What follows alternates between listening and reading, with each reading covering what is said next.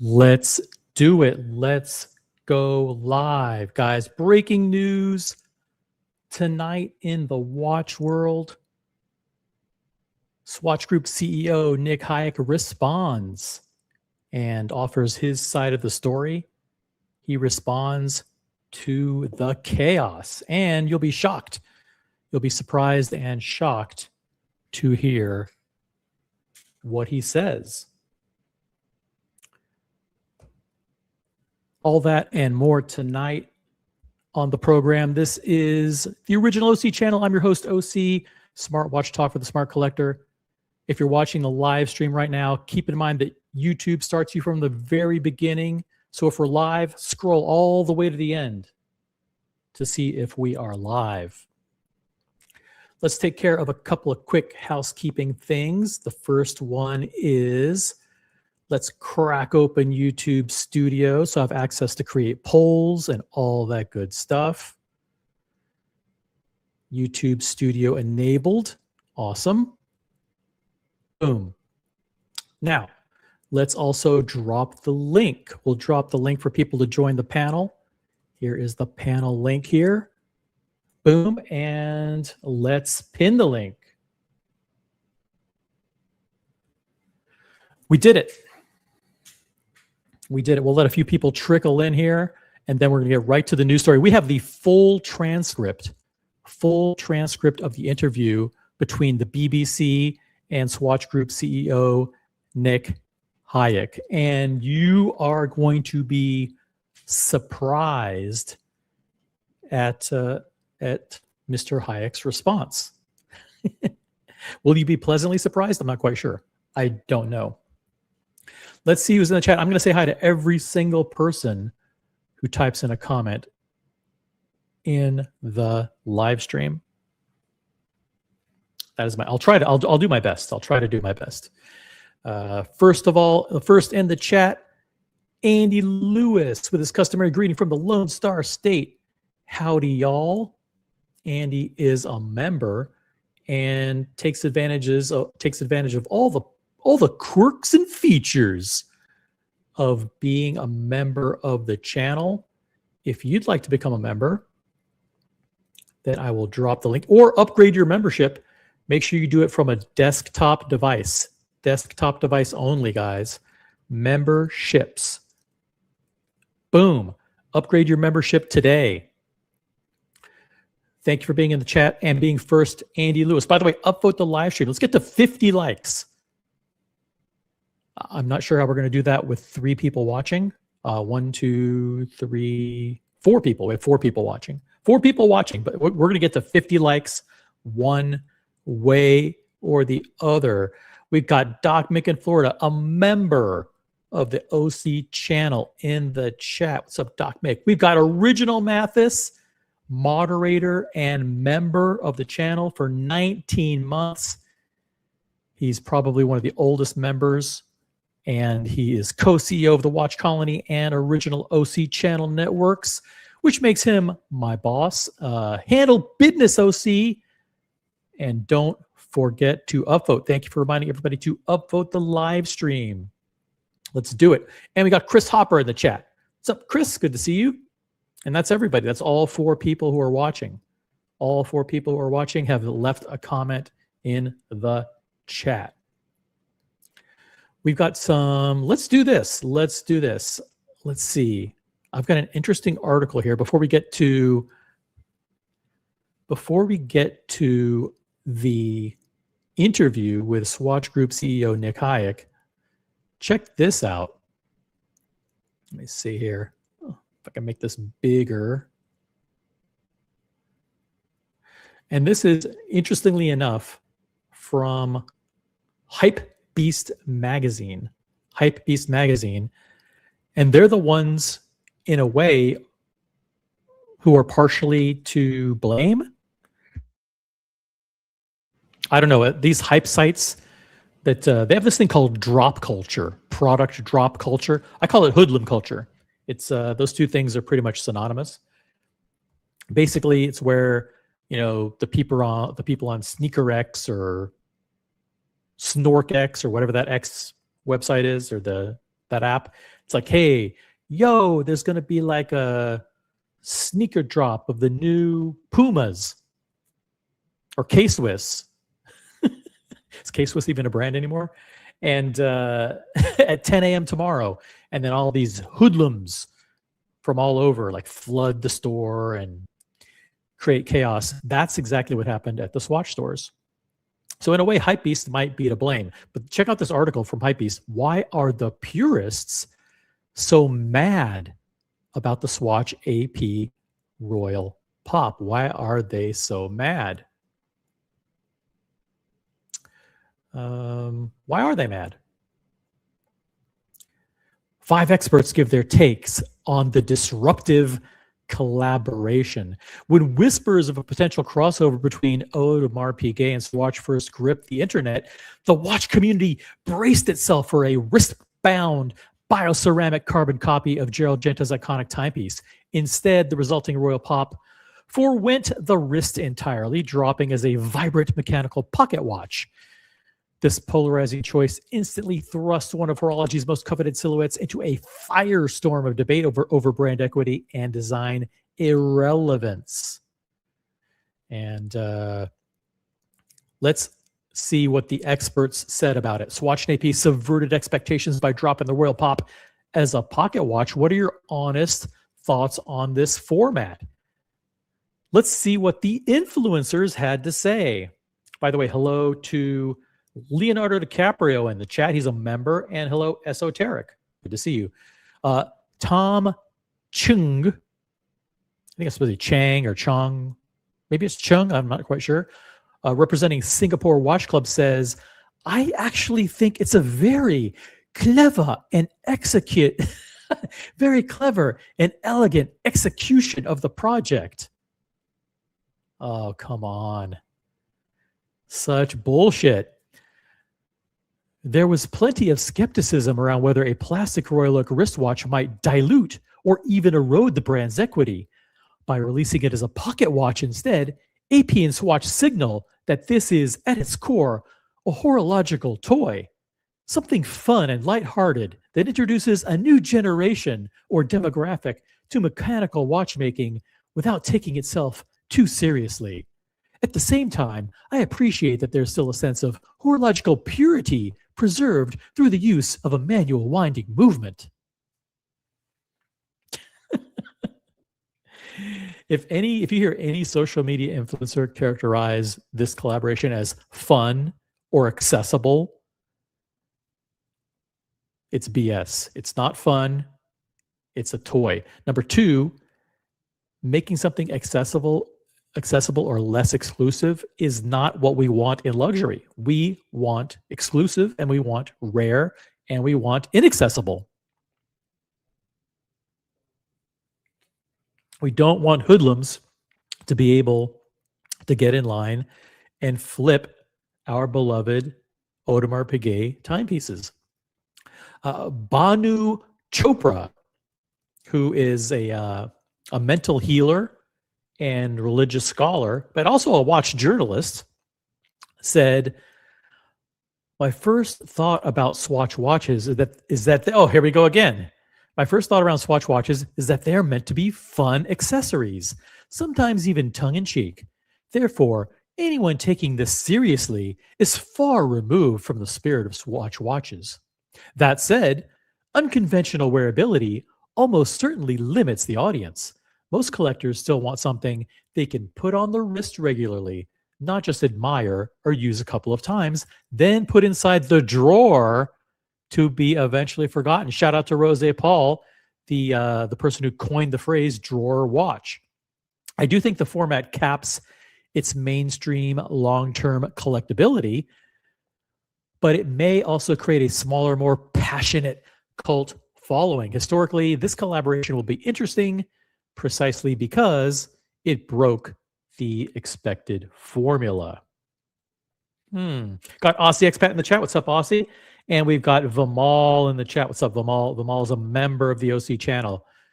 Great to have you here. We have Helbert Sang of the Horology Club. I've never heard of these clubs before. Let's see, the Singapore Watch Club, Banu Chopra, who's obviously a religious scholar and probably like a mental healer. That's what I envision when I hear the name Banu Chopra. And we've got Helberg Tsang. Who are these people? These are the 5 people to whom you reached out to get opinions on the Swatch AP collaboration. Helbert Tsang of the Horology Club. A lot of people with clubs these days. You notice that? A lot of clubs popping up, and a lot of these clubs don't amount to a hill of beans. Helbert Tsang said, I believe this is a great move from Swatch and AP and is a master stroke. It's a master stroke, all right. It's a master stroke in terms of marketing and product design. It might be difficult to get excited about a Swatch version of a Royal Oak wristwatch because of how much the OG means to a lot of people, but with a new format that still retains a lot of that visual identity, it encourages people to introduce a bit of Royal Oak into their life in the form of a pocket watch / bag charm, whatever you want to use it for. Oh my gosh. Are you kidding me? By the way, welcome, Aussie Expat. G'day, g'day, gentlemen. Good day, good evening. How are you? Let me just get through one more actually, look, 2 more reactions here. One from Oliver Tong, co-founder of Horoverse.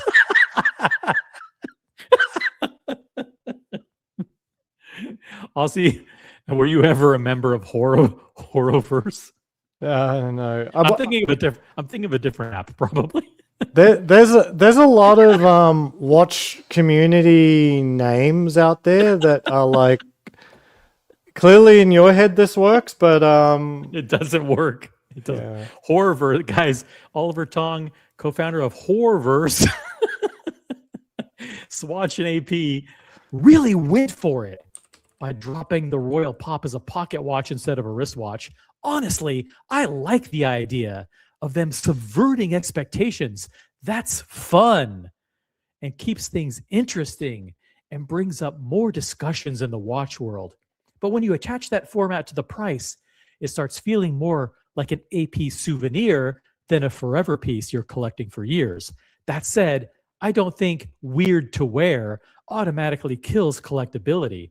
Sometimes something can be collectible even if you don't actually wear it every day.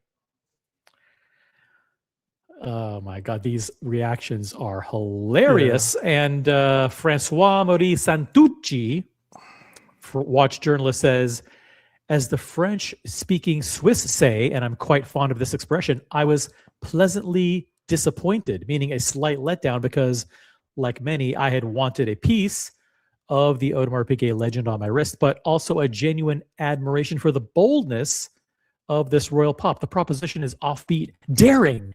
It could well appeal to women. A shame that the launch on May 16th so often descended into chaos.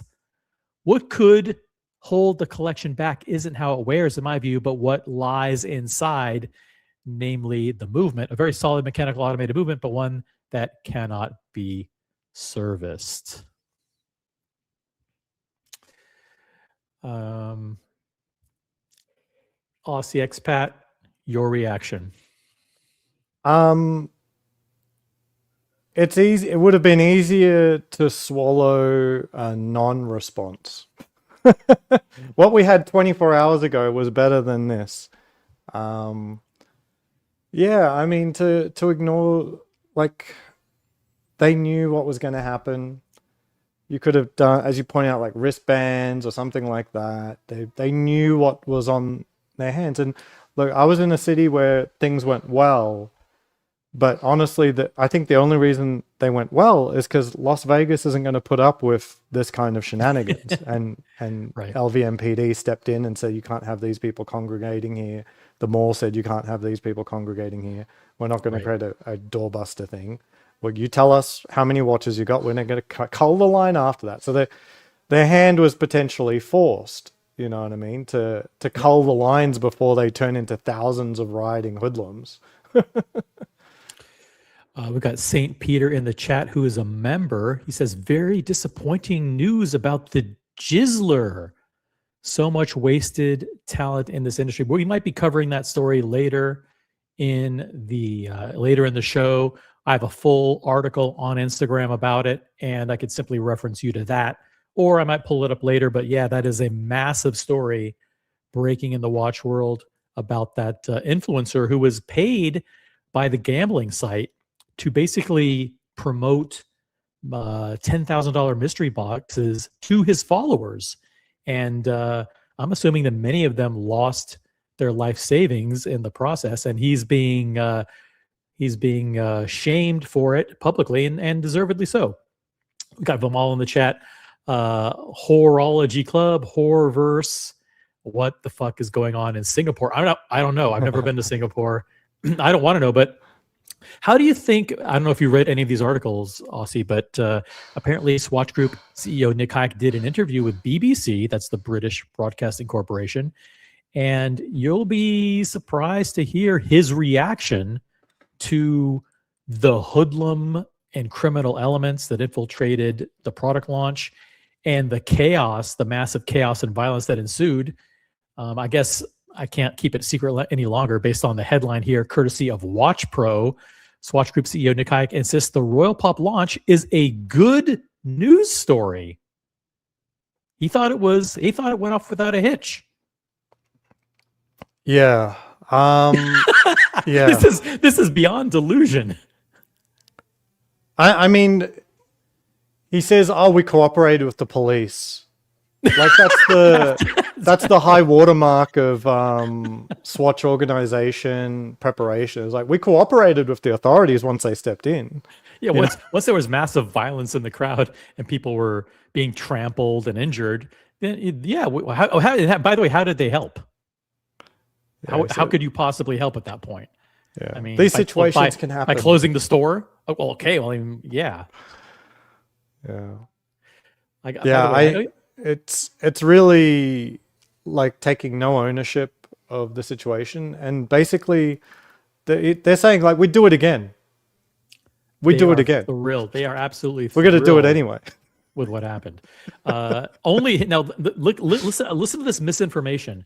Only 10% of stores were affected by overcrowding and violence, he suggests, and I have evidence to the contrary, and I'll be bringing that up later. Swatch Group CEO Nick Hayek was in a belligerent mood when speaking to the Today program on BBC Radio 4 this morning, accusing the show's business editor of trying to report a quote phenomenon based on a fantastic product and a very positive, provocative message, unquote, as quote bad news. Mr. Hayek said, quote, there were incredible crowds and so much enthusiasm, Mr. Hayek describes, despite scenes of chaos and violence being watched by millions across the world on websites, on Instagram, and on TikTok. Out of 220 stores worldwide, there were around 20 stores affected by overcrowding. So we're talking about roughly 10% of our stores where there were certain issues. Now, the thing that he fails to mention is that the Royal Pop was launched in 21 stores. This son of a bitch, literally lied to BBC, and he said out of 220 stores worldwide, there were around 20 stores affected. So roughly 10% of the stores were there issues, and he knows damn well, or he's a complete imbecile, that they were only launched in 21 stores. One of those stores was in Hawaii. So there were 20 stores in around the world where the Royal Pop was launched. Every single one of them was mired in chaos and crime and violence and hoodlums taking over. Well, the entire environment. I mean, definitions of overcrowding. I mean, how many events didn't warrant police attention? Like, it'd be zero. For sure, it's zero. Even the one that was orderly that happened here in Vegas, that required the coordination of more than a dozen police officers. It's like, And that was an orderly, well Yeah. orchestrated. That was one of the very few yeah. well orchestrated, orderly assemblies. Well, isn't to say that things didn't happen before I arrived. So I only arrived at about 6 a.m. or 5:30 a.m. My understanding is that they were all let in and the line was culled at 4 a.m. because the police had had enough. And there was already in the 24 hours preceding that many instances where the police said you have to clear out, and they dispersed the crowd multiple times. But of course, with no mechanism to lodge your interest in a civil manner, people just kept coming back to that entrance and lining up. And I believe that leading up to that 4 a.m. cull, where the police stepped in and said, "Hey, you got to tell us how many watches you got. We're going to let the people in that are supposed to be waiting and dutifully, and go from there." So there was still lots of police interventions, and I'm sure certain people being upset. Swatch Group CEO Nick Hayek characterizes that as a positive and productive event. Yeah. And he says that the media is slanting it and portraying it as bad news. I think this might come down to a sort of a general, maybe earned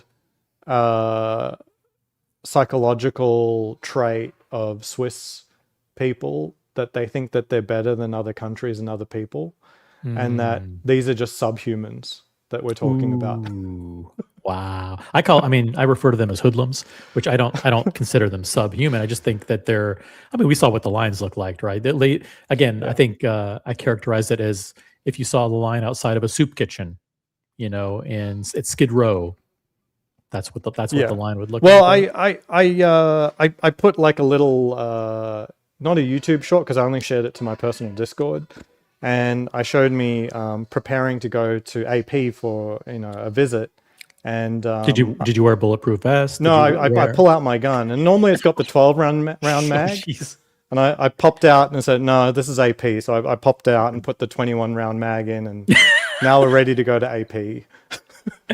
Brody, member for 20 months. He's a moderator, but he's also a member, and he's general counsel of the OC Channel Network. AP makes the best men's jewelry bracelet on the planet. Why would anyone want the plastic version, even if the movement is just as good? Hey, the movement's just as reliable, but is it just as good? I'm not quite sure. Thank you, Brody, for your comment. And by the way, we also got Vimal, who says, the hoodlums shut down entire malls, causing massive loss of revenue to the other stores in the building. Swatch needs to move to abandon strip malls. Yeah, they need to listen. But that's a great point, Vimal. I mean, basically, the reason you didn't see the problem was in Vegas is because the attached casino, Caesars, will absolutely not have any of that happening. They don't care what someone thinks their business is, whether it's Swatch or the people trying to attend.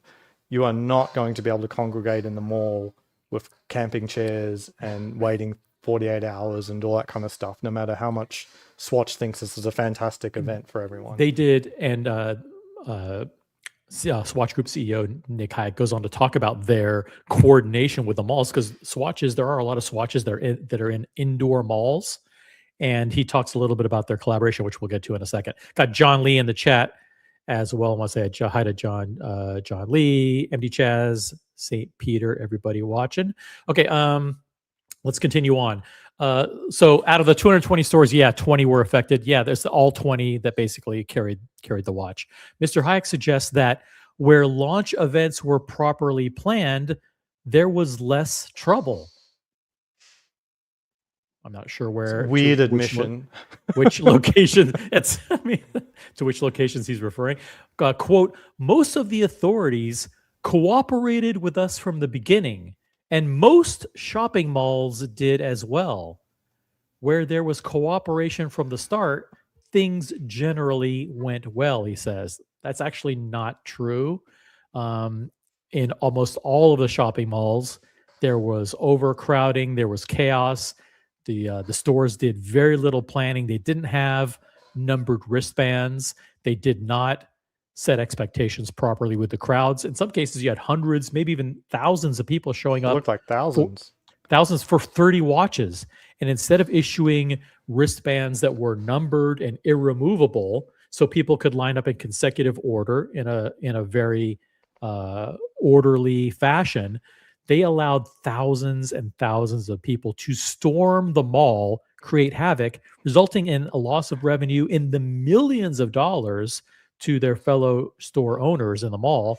And they're claiming that that they actually were coordinating with the malls. I tend to differ. Yeah. I mean, he doesn't say where the lack of cooperation came from. Yeah. Like Swatch never contacting the police until the police say we've got a problem now.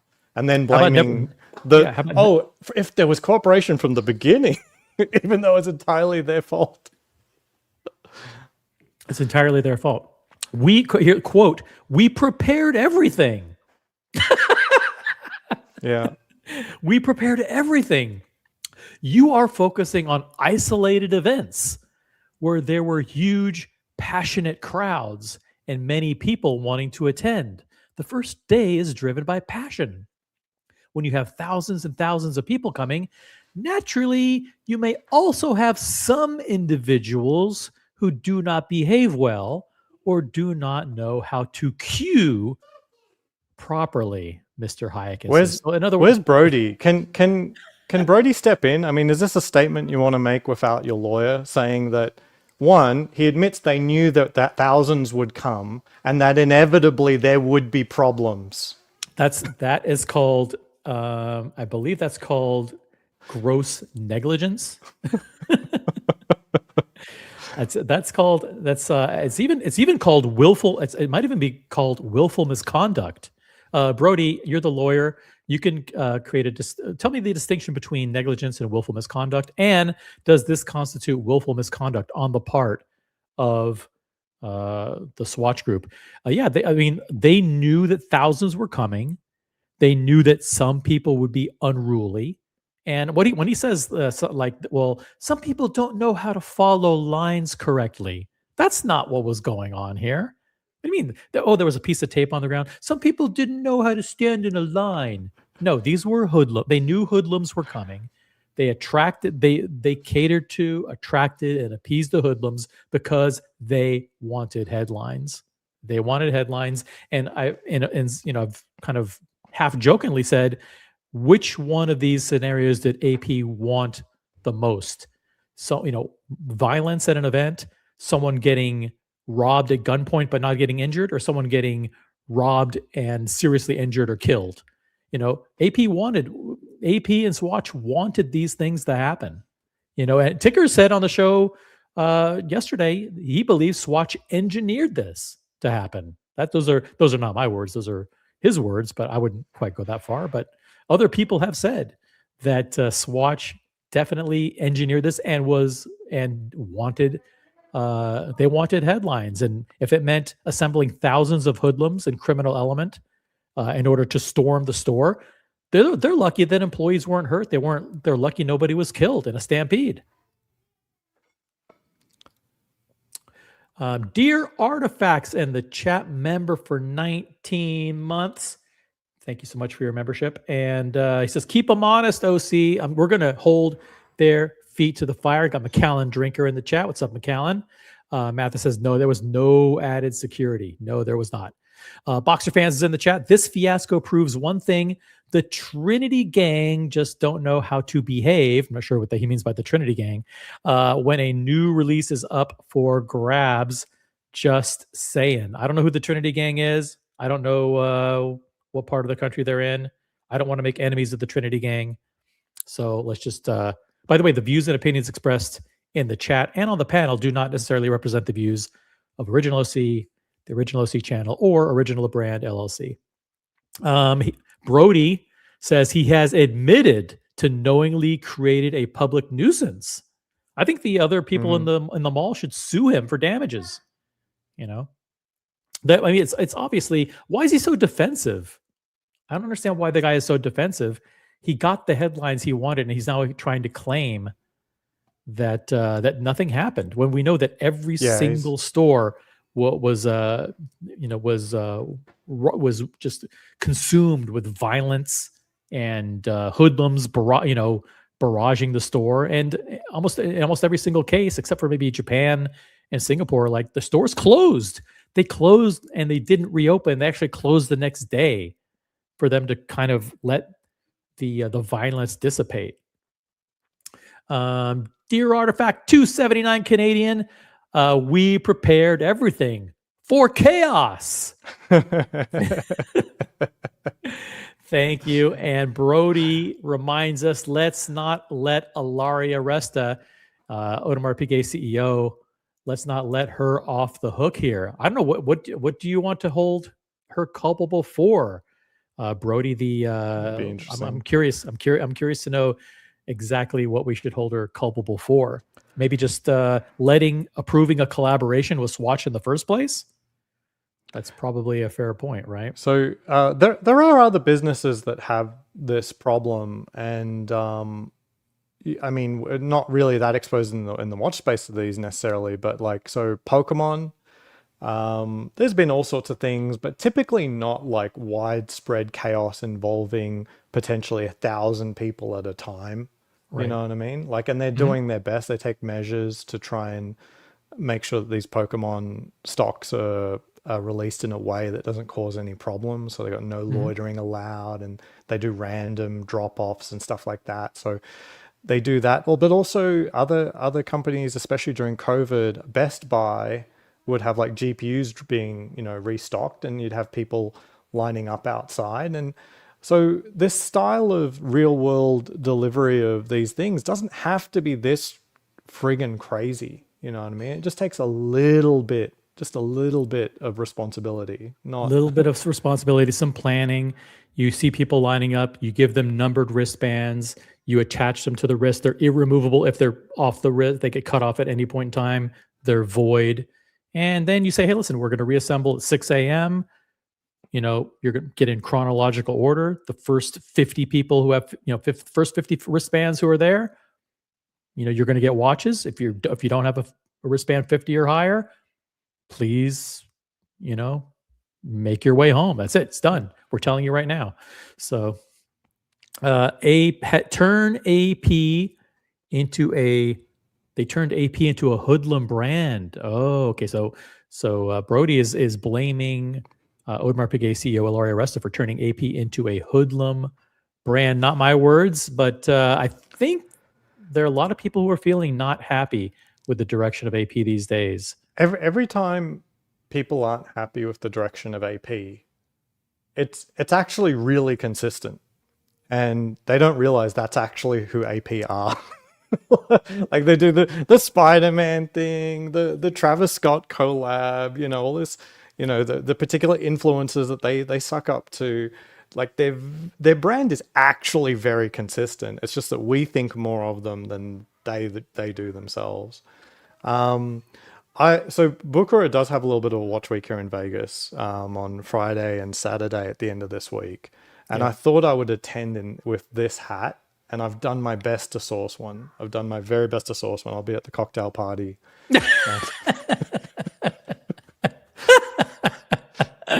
And completely apropos, the Swatch is actually directly opposite Buchera. Actually, the Swatch store. So it would be fantastic to get a hold of this. I tried my best, but I could only get them custom to order, and it would take more than a week. So it's not going to happen. But man, dang. It would be amazing. Dang. All right. Back to the article. Let's see here. Mr. Hayek is not criticizing the authorities for the crushes, violence, and general mayhem. Quote, we believe we had prepared properly, yes, but you should ask the authorities themselves. I'm not criticizing the passionate people. I'm not criticizing the resellers, and I'm not criticizing the authorities. Who is to blame then? Was that just a run-on sentence? It just no. It doesn't really have a point. It's just like he's not blaming anybody. So who's the blame? I mean, it looks like he's pointing the finger at himself, because if the people aren't to blame, the flippers aren't to blame, the hoodlums, the criminal element aren't to blame, the authorities aren't to blame, then who's left? The people who are organizing the event. I'm simply saying that in an extraordinary situation like this, where the whole planet, boy, he's reaching here, the whole planet seemed to be moving for this launch, there can sometimes be tense situations. Everybody did their best, but sometimes you cannot control everything. Isn't that your job to control, if you're doing an event, to control the event?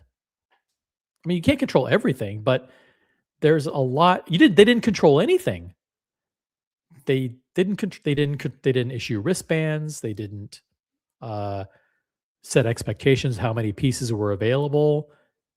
They really didn't do much. They didn't have security in place prior to the people lining up. They really didn't do much of anything. Mr. Hayek says Swatch clearly signaled that the Royal Pop was not a limited edition and it would be on sale for months. Actually, they didn't say that, and they only said it after the riots occurred, and then they put a piece of paper up on the windows of the stores, and they put a post on Instagram saying that the stores were closed and that, keep in mind, these would be available for several months, was the phrase they used, and actually kind of fueled the flames of limited availability, because they were basically saying this is only going to be, they said they were going to be available for several months, stoking speculation that it wouldn't be around for years. So they actually sent the opposite message. I agree. It'd be like, don't panic. These are going to be here for like 10, 15 minutes. Why do you need to? Exactly. Just calm down. Calm down. We have enough for everyone. We have enough for everybody. It'll only take 10, 15 minutes. We'll be done. Oh, there's 1,000 of you. Don't worry. Don't worry. No, don't worry. Oh, we have to send you away. But try to come back quickly, though. Got Gen G in the chat. Member of the channel. We act like we're shocked this happened. No, I wasn't shocked. Listen, I was there for 2 of the Moonswatch launches. I was there, but Britt Pierce was also there in London. She did a very good. She was there as a war correspondent, Aussie, and she reported that, listen, not a single person in line knew what the product was. Not a single person really knew what AP was. They were all criminals and all hoodlums who were there because some website or some app told them there was some kind of product drop. And this was something that they could do to, storm the line, wreak havoc and chaos. And if you get one, then you can resell it on eBay or whatever. That's the culture that Swatch and AP were fostering here. Brody adds, Alaria should do the right thing and sell these plastic tchotchkes at AP boutiques and AP houses. I mean, doesn't all of this, all of what we're hearing here and what happened and post what happened, the lack of responsibility, doesn't this just scream Travis Scott?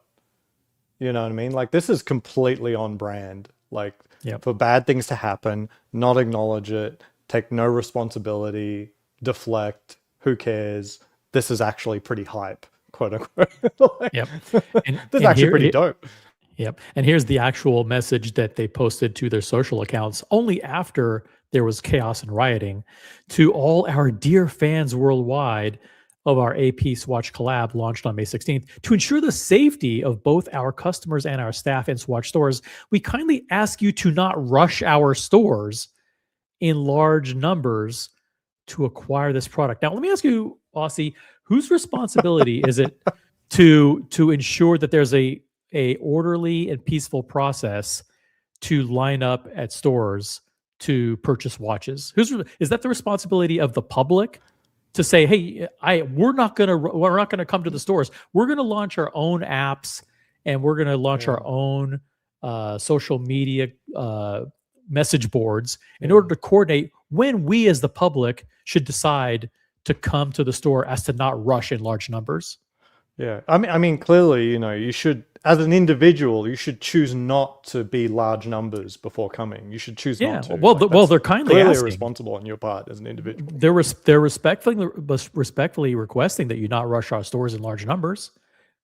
I mean, you have to now. It's up to us to do our due diligence to ensure that we're not arriving in large numbers. This is just absolute bullshit. The Royal Pioneers, the next part, which again is absolutely intentional, and which proves that they engineered this chaos and that they want it and they want to continue it, and they're actually fanning the flames. The Royal Pop collection will remain available for several months. In some countries, queues of more than 50 people cannot be accepted, and sales may need to be paused. I like how they don't specify which countries cannot accept the 50 or more. Yeah. Which countries, like, okay, the larger numbers are acceptable in some of them, but you'll have to figure that out, as well as make sure that you yourself are not large numbers. Yeah. And if there are more than 50 people in line, sales can proceed, but keep in mind, sales may, not definitely, but may need to be paused. So if there's more than 50 people, sales could continue. But Unbelievable. yeah. Do you want to see the full transcript? I've read it. It's not actually very long. It's obviously not a full interview. It's more like 5 minutes. But let's do it. Let's go to the entire transcript here. Let's see. Nick Hayek says, "Good morning to everyone." Let's see if you can see this.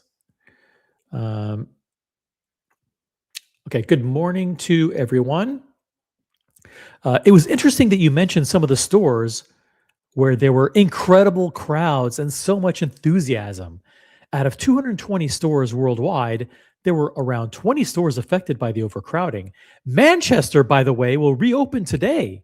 So we are talking about roughly 10% of our stores where there were certain issues. Again, we covered this earlier.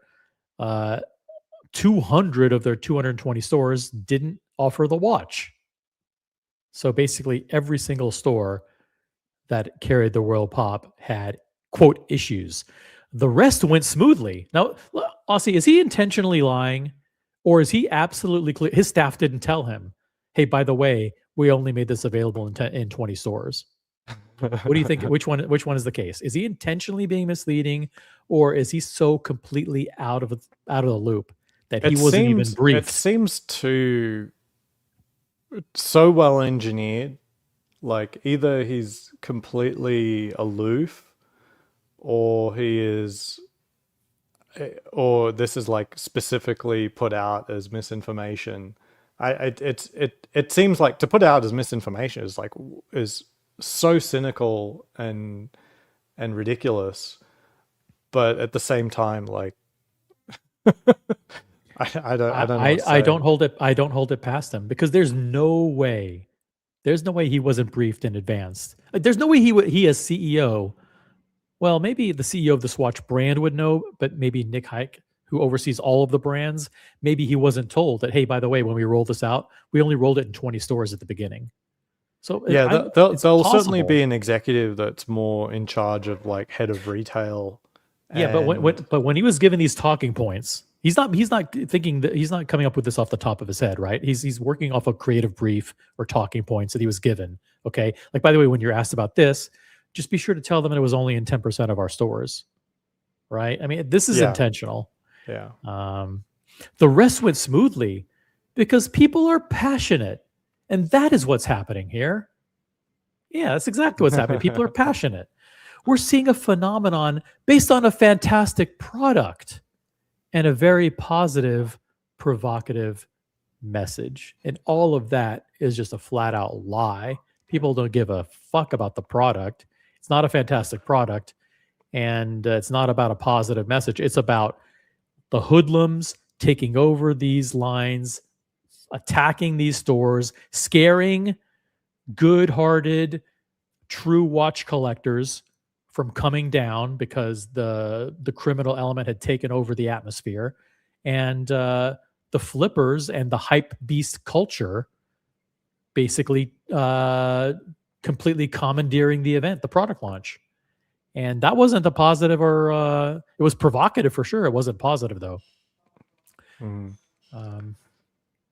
BBC asks, what is your message to the authorities who had to deal with the crowds, where there were clearly uncomfortable scenes outside some major stores? Nick Hayek's response is, most of the authorities cooperated with us from the beginning, and most shopping malls did as well. Where there was cooperation from the start, things generally went well. And that's not true, because there's no evidence of cooperation with the malls from the start. And in those cases, nothing went well. None of the stores went well. So he says, you are from Manchester, referring to the interviewer, where you have football matches and major events all the time. Whenever there is an event driven by passion and emotion, these situations can happen. And BBC retorts, but football matches are intricately planned well in advance. There's a huge collaboration between clubs, organizers, and the authorities. Is there an argument that Swatch perhaps did not go to those lengths? And Nick Hayek responds, listen, we prepared everything. As I said, you were focusing on isolated events where there were huge, passionate crowds and many people wanting to attend. And I want to stress that we communicated very clearly that this is not a one-day event. The collection will remain available for months and months. That's something, again, that was not communicated at the time. Of course, they knew it was not a one-day event. It was the launch of the product. Yeah. It was the first day of the launch. The way that he talks about it is as if that there aren't other brands that sell literally tens of thousands of sought after products without a hitch every single day. Every single day. Yeah. And then BBC, knowing that this is a line of bullshit, says, clearly communicated to whom? Shoppers or police authorities? And BBC, of course, knows that wasn't communicated to either prior to the launch. To everybody, Nick Hayek says. This is just a bull-faced lie. Before the launch, when we made everything public on the 9th and again on the 13th, the press reported clearly that this is a collaboration, like the Moon Swatch before it and the Scuba 50 Phantoms collaboration. It is not a limited edition sold for only one day. That's not the point. No one said it was only going to be sold for one day. He was there when the Moon Swatch launched. He knows that there were people waiting in line to get it the first day because people wanted to buy it, get all the stock, and resell it for a profit. I think maybe some of the sort of the extra heat that came down on this was that a lot of the other flippable items have actually disappeared. So I'm not seeing like GPU drops, causing lines at Best Buy. As I said, the Pokemon stuff, it's still super hype, but it's a lot more complicated. They've made it a lot more dispersed. All of the attention from all of that, all of the flippers came down on this. Right.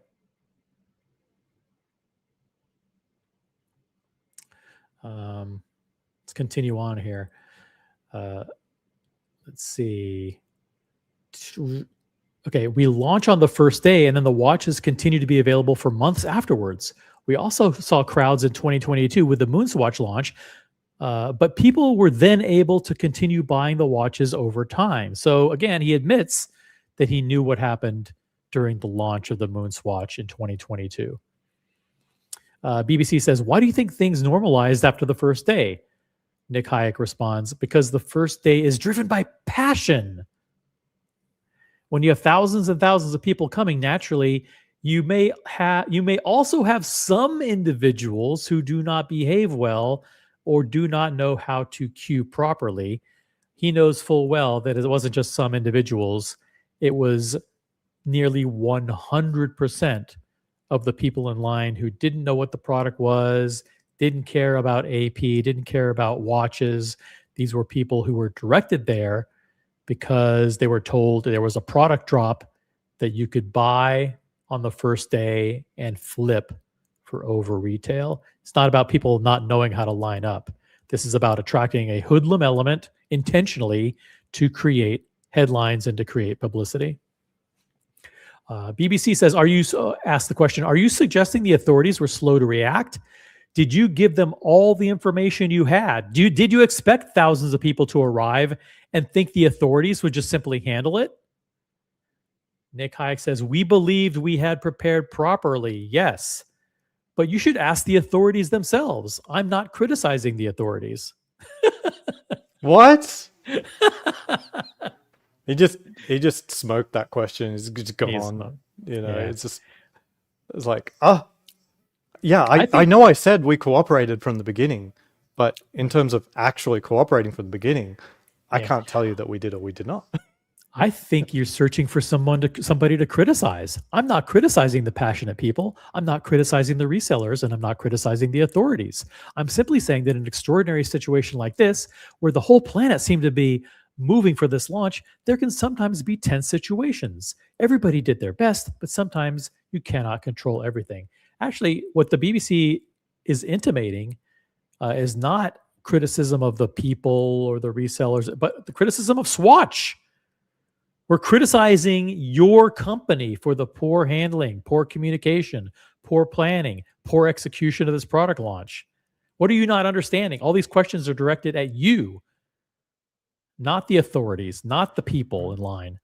You can clearly blame the hoodlums in line, but everybody knew days and days in advance that the kinds of people who were there assembling, they had a responsibility to plan better and to alert the authorities. Can I ask you about resale prices? BBC asks.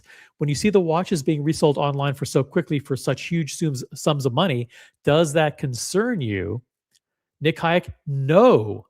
What can you do when you have something that is so desired? Let's be clear. This is a fantastic product sold at £350. If someone decides that instead of keeping it for themselves, they want to resell it, that happens all the time in a luxury market. When a brand like Swatch, operating in the entry segment, but with selective distribution, creates a fantastic product, naturally, some people will try to do business with it. That's even more tone deaf than anyone within the luxury market would admit to. This is tone. I mean, BBC's really sticking it to him, and he doesn't quite understand that he's fumbling every single question. I'm not criticizing, the BBC says. I'm simply asking questions. But what about fake? I mean, I don't want to go over the fake watches, counterfeit watches. That's not silly. Something that's of interest to me. I think that's it. So that's it. That is basically the transcript of the I think article. Hayek may have gotten a brief and he's put it into his own words, but his natural way of doing that has made these numbers and references more than they are. And then when BBC does a follow-up question, it falls apart immediately. You know what I mean? Because he's just made it up, basically.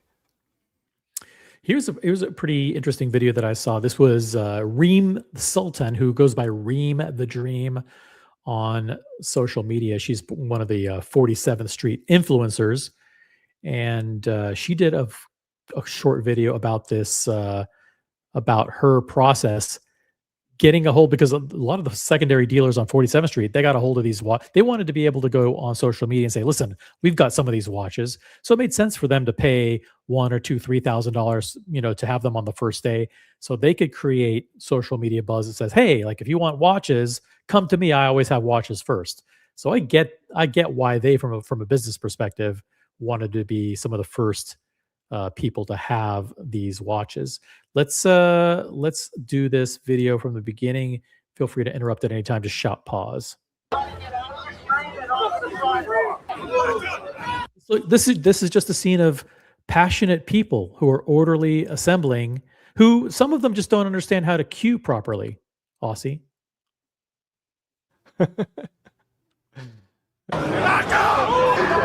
And you know, the Swatch provided the police and mall security and everyone. They provided everyone with all the information We they planned needed to everything. know. We did Everything they needed to everything. know. We were cooperating right from the beginning.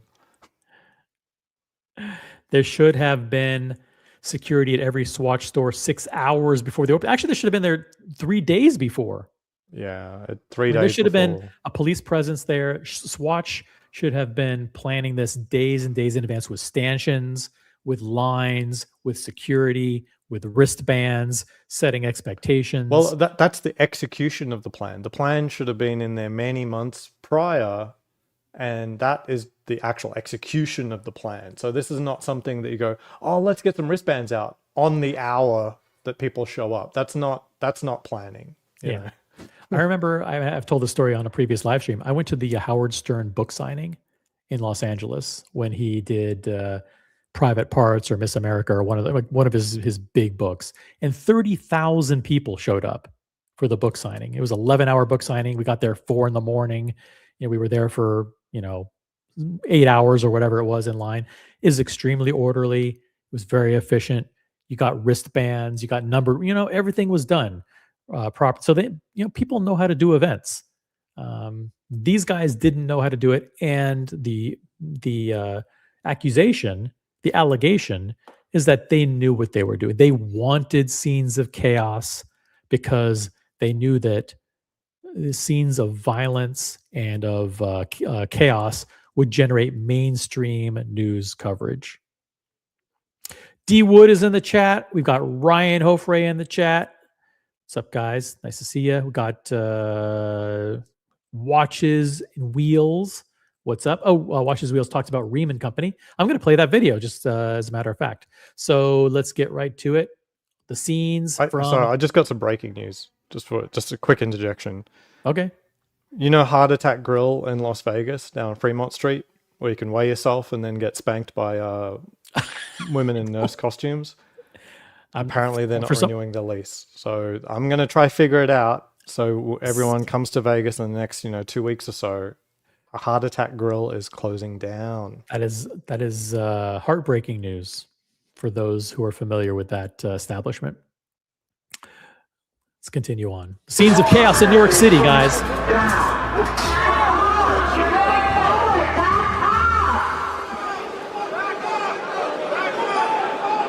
Back up, back up. This doesn't sound like an orderly crowd. They're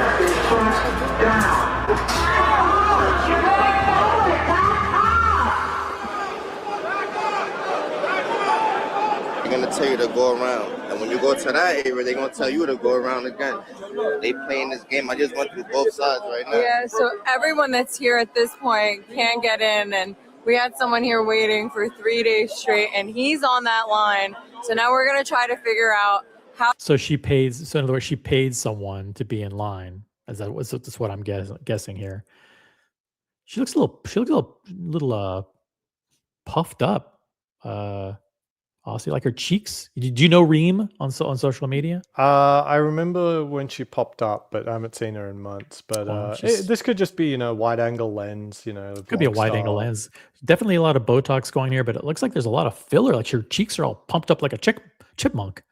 How to get these swatches Saturday morning. We've been working around the clock with barely any sleep. So how can we get to? Why would she not be getting sleep? I don't. I mean, she has people in line. Why would she not? I mean, Aussie, were you not getting sleep for 2 or 3 days leading up to the launch? Yeah. I mean, come on. Who gives a fuck? I mean, I was just strategizing precisely how I wasn't going to waste my time.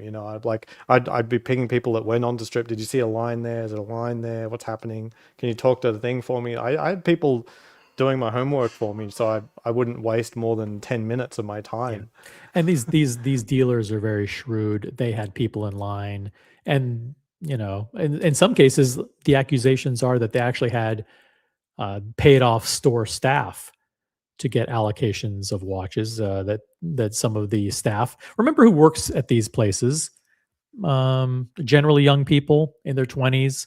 They're working a retail job. It's not the super highest paying job. So if someone comes to you and says, "Hey, you guys got something coming out.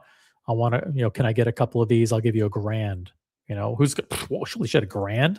Gonna get $1,000 to set aside one for somebody. You know, that's a very tempting thing. Phoenix. There's no way around this point. I mean, I can jump the barricades, but I don't know. The cops might tackle me down. They gonna pick you up and throw Jump the barricades. you. I'm just here for fun I and can games. politely ask. Let me ask this guy. My brother's right there. Phoenix. my brother's right there. Can I jump the line? See, this is the kind of chaos that Right. is 100% preventable. Like, why aren't there numbered wristbands in place?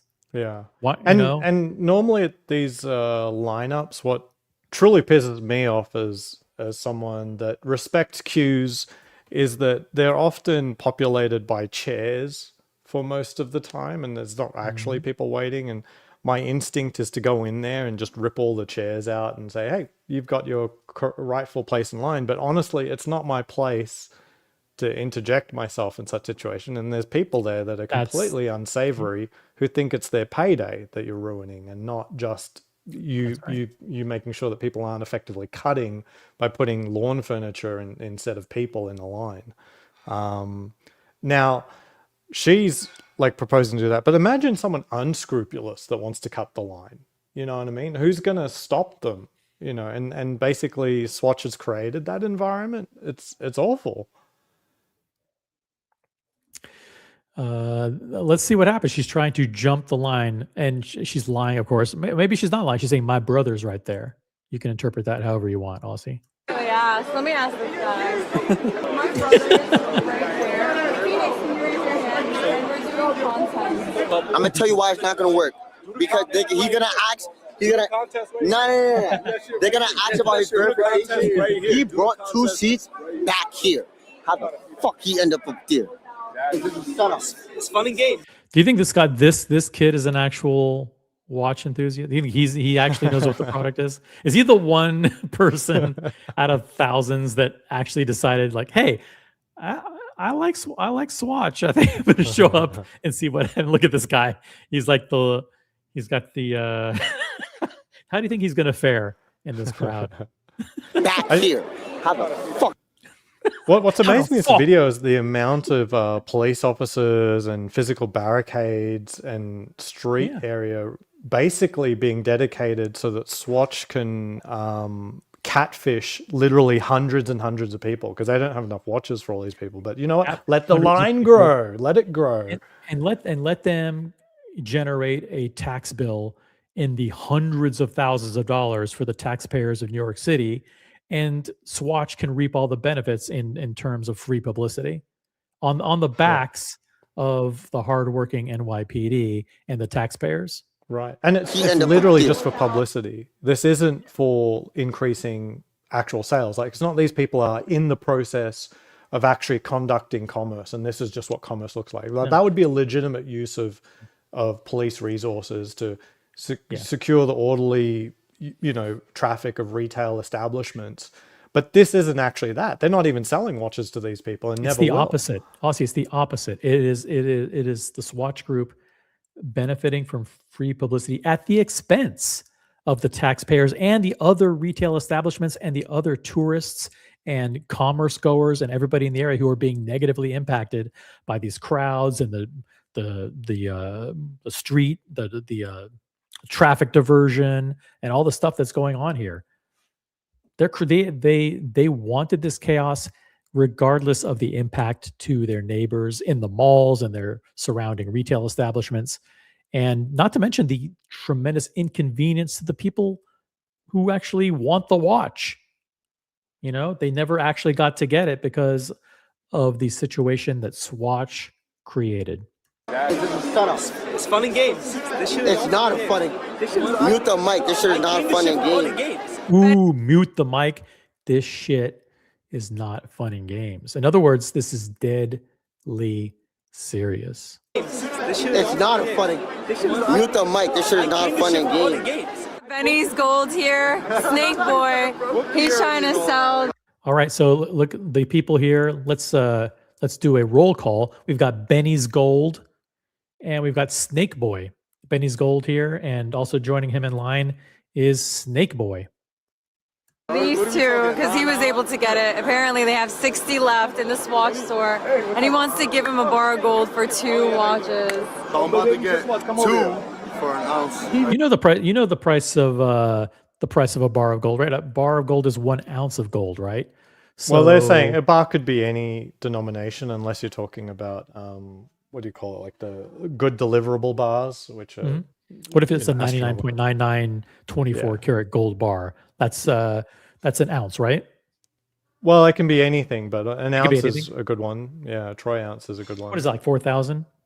4.5, 4.5.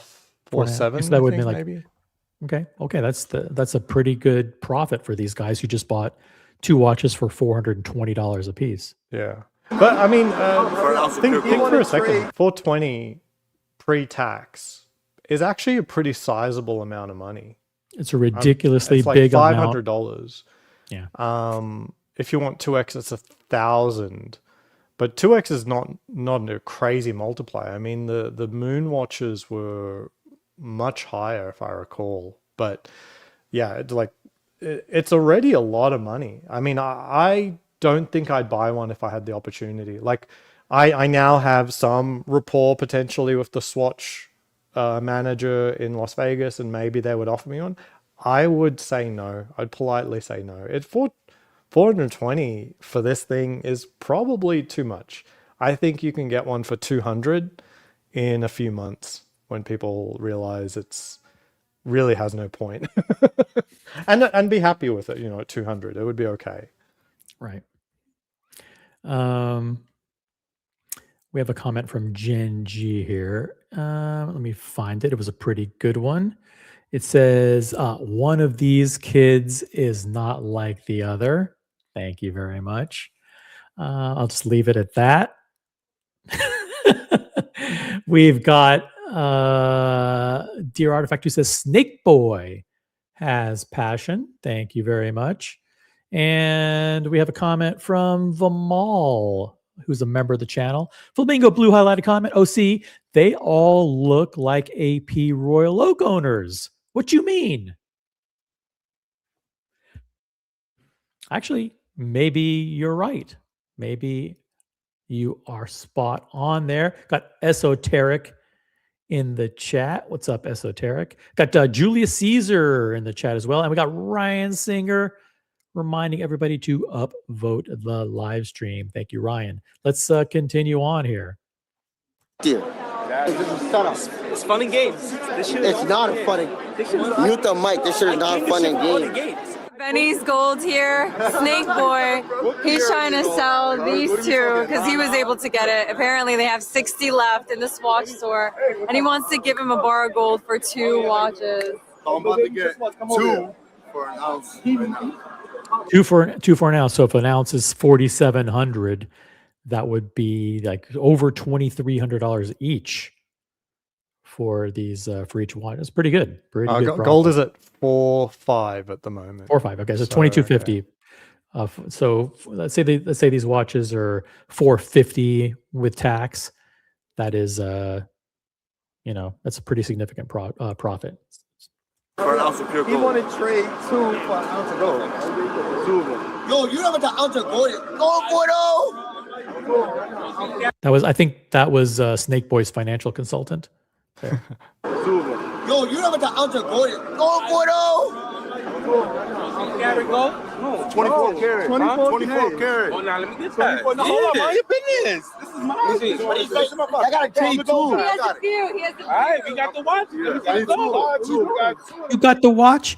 Yeah, I got the watches. Well, you got the gold? Yeah, I got the gold. Let me see the watches. Well, I don't got the watches on me right now. You got the gold? Oh, I got the gold, but I don't have it on me. It's close by. This is Scarface. Wait,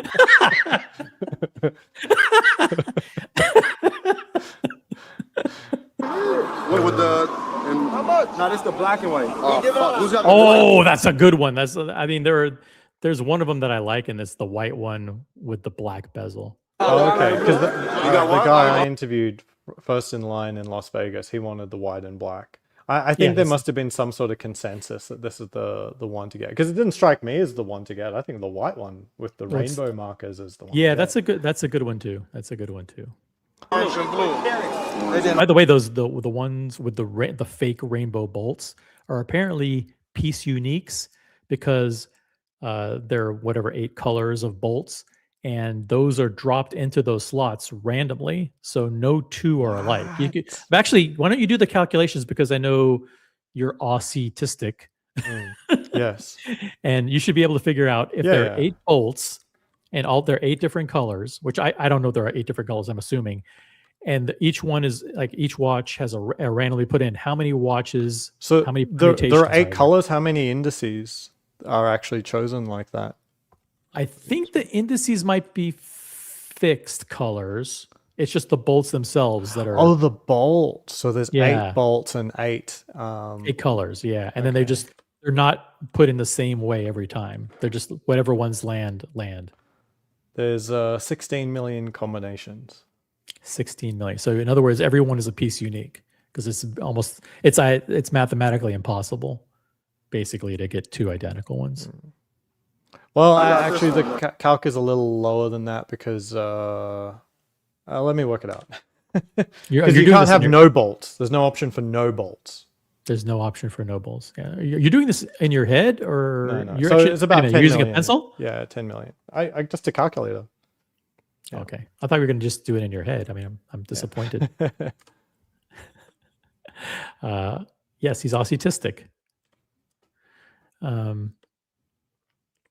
I'll pull up some pictures of that one just a little bit later, just so we can confirm and verify. Here, this is the black and white one. Wait, with the how much? No, this the black and white. Oh, fuck. Who's got the white? The orange and blue. You got what? Orange and blue. And then I got this one. There's the blue one. I don't like the blue one. That's like too much blue. It's blue on blue. Not a big fan. Which, Reem, what's the most desired color? Whichever one I have is the one that is the most desirable. Talk to me. What are your numbers looking like? Tell you what, Lowest I could take is 26. My brother just sold one for 3K. I can't take nothing lower. 2K.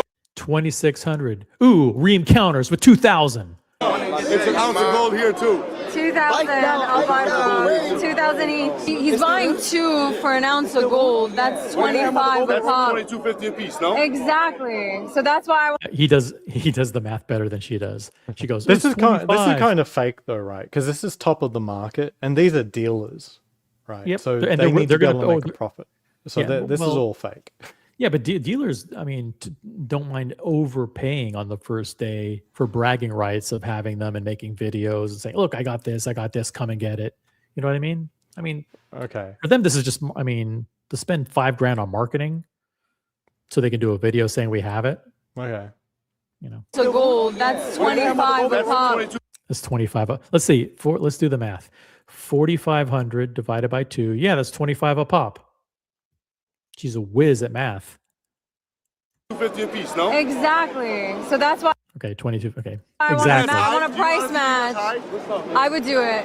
You want? I'll give you 22.50 each. You want to split it? Yeah, Or you give wanna me go one after and the one. One and one. Done. Can you give me the Barbie pig? Mazal. Wait, what colors you got? You can pick the colors now. You know the watch. I want the Barbie pig. Oh, he's being generous because she mazaled on going halvesies with him and didn't even know which one she was going to get. I We know don't it's have Barbie. We got white. Oh, this is the pink? The gold is too big. That shit not working. That's the red one. It is cute. I'll take it. Yeah. All right.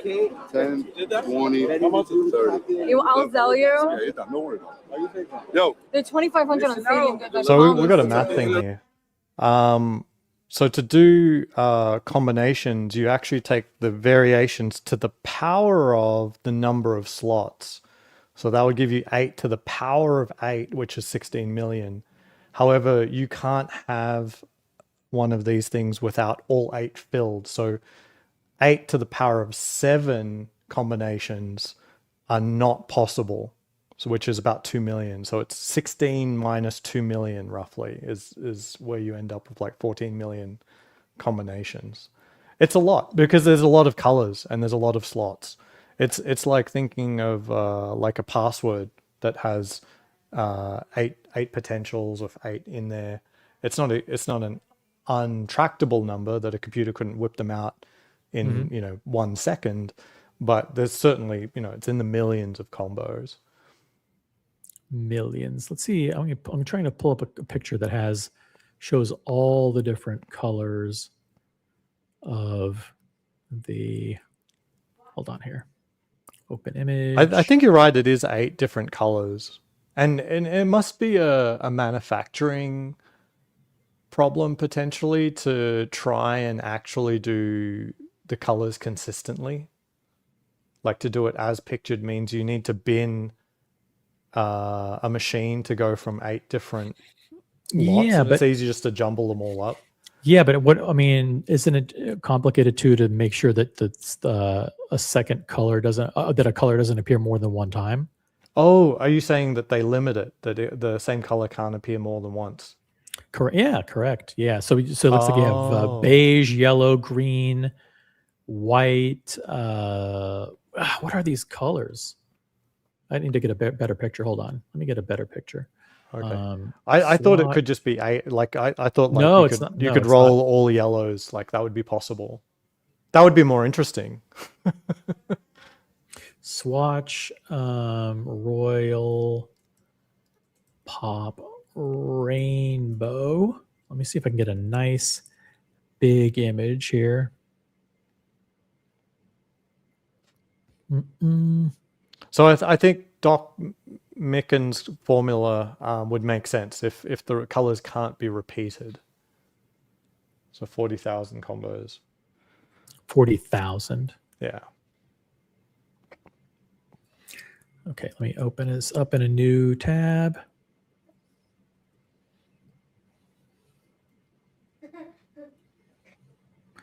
Here we go. Here's a nice one. Boom. Yeah, they're different. Oh, but is that bolts on the back too? Yeah. And am I colorblind or are those the same color? Oh no, it's pink and purple, right?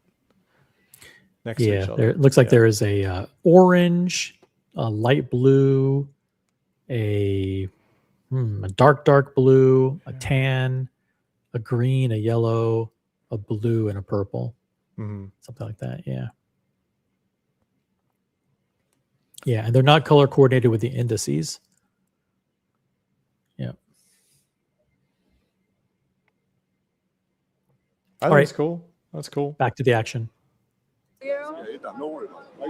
Yo, They're 2,500 on StadiumGoods.com. look at the analytics on that own.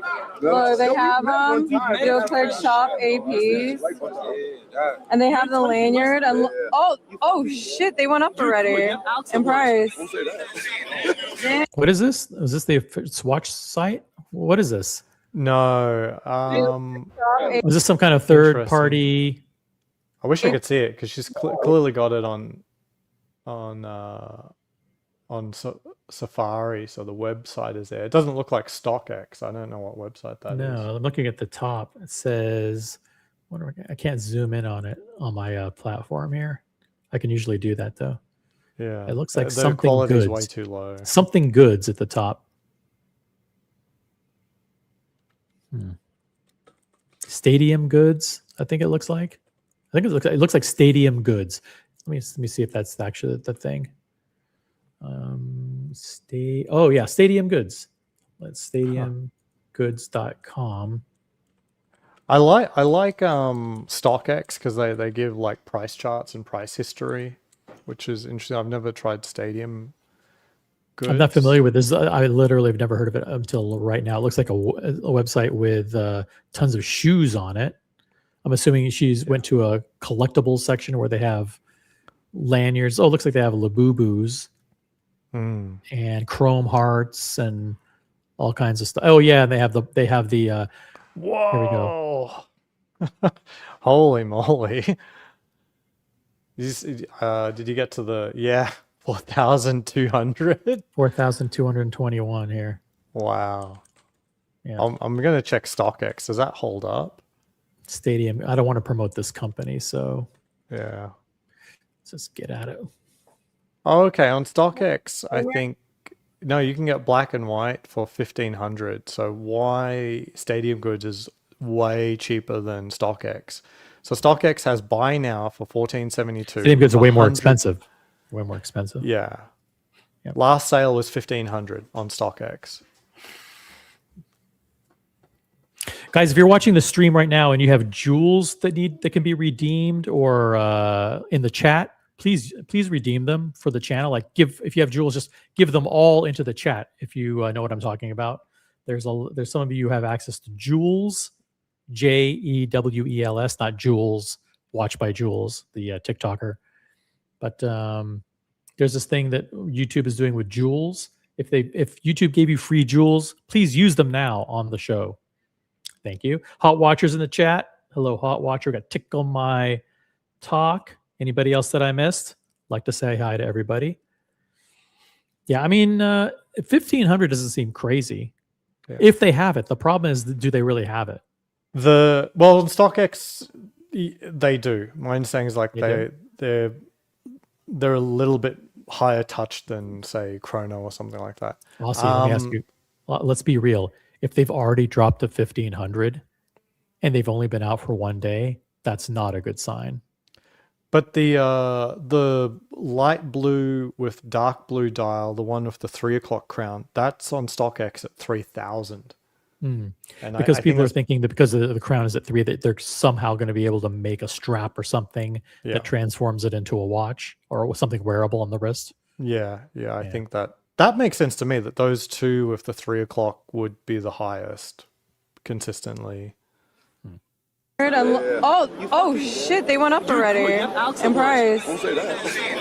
Damn, I like 25, 31. That's the one that I want. I might just smash it. Of course, she wants the one that goes for the highest over retail. It's the one that we Which one you got? This one right here. I told you I want 3K. But why? That's why I'm telling you. That's what we said. The lowest we could take is 26. For me, Yesterday's price or last minute's price is not this minute's price, Reem. But I want also, 3K. like, what is that guy playing at? Like, he just sees that widely available, you can get it at 25, and he says, "I want 3." Does he have like brain cells? Like, That's a rhetorical question. yeah. I dealt with someone like that once. He was my manager at Amazon at one point, and he comes to me and he says, "Hey, you know how you like staying in Vegas? You know that?" And I go, "Yeah, it's basically the only thing I'm really concerned about." And he goes, "You should just freely say you're going to move to Seattle." And I said, "Okay." And he goes, "Oh, believe me, it'll work out." And I'm like, "Have you ever like made a deal before?" Like, "Yeah, of course I made deals before." I'm like, well, usually in a deal, you don't ask someone to give up the only thing that they care about and then offer them nothing. Like, it's like, how about you give me $3,000 so you have negative 500 margin on top of the market, and that's what I want. I want $3,000. Yeah, but I can get. But in a way, she's playing a game. She's playing a game of. She's bluffing as well. She's like, well, I can get it for this. Well, if you can get it for that, go get it. I've got it here right now. You know. So there's value in that. Tobister McDonkey asks a pretty good question. I think it's the and I want everybody in the chat to answer honestly. Are any of you guys actually planning to buy any of these Royal Pops? I'm not planning on it. If I stumbled into a store and they had one there, I have to remember what happened with the Moon Swatch, and that is I got caught up in it. And like they got the Moonshine Gold or they got the Neptune or the whatever the hell it is, and you end up buying it, and then it sits on my body. I'm like, I'll give it away. I'll sell it to a friend, and then it just ends up sitting here. I didn't even wear it once, and it ran out of battery. The only reason I bought you have it, a fucking a full gold Daytona.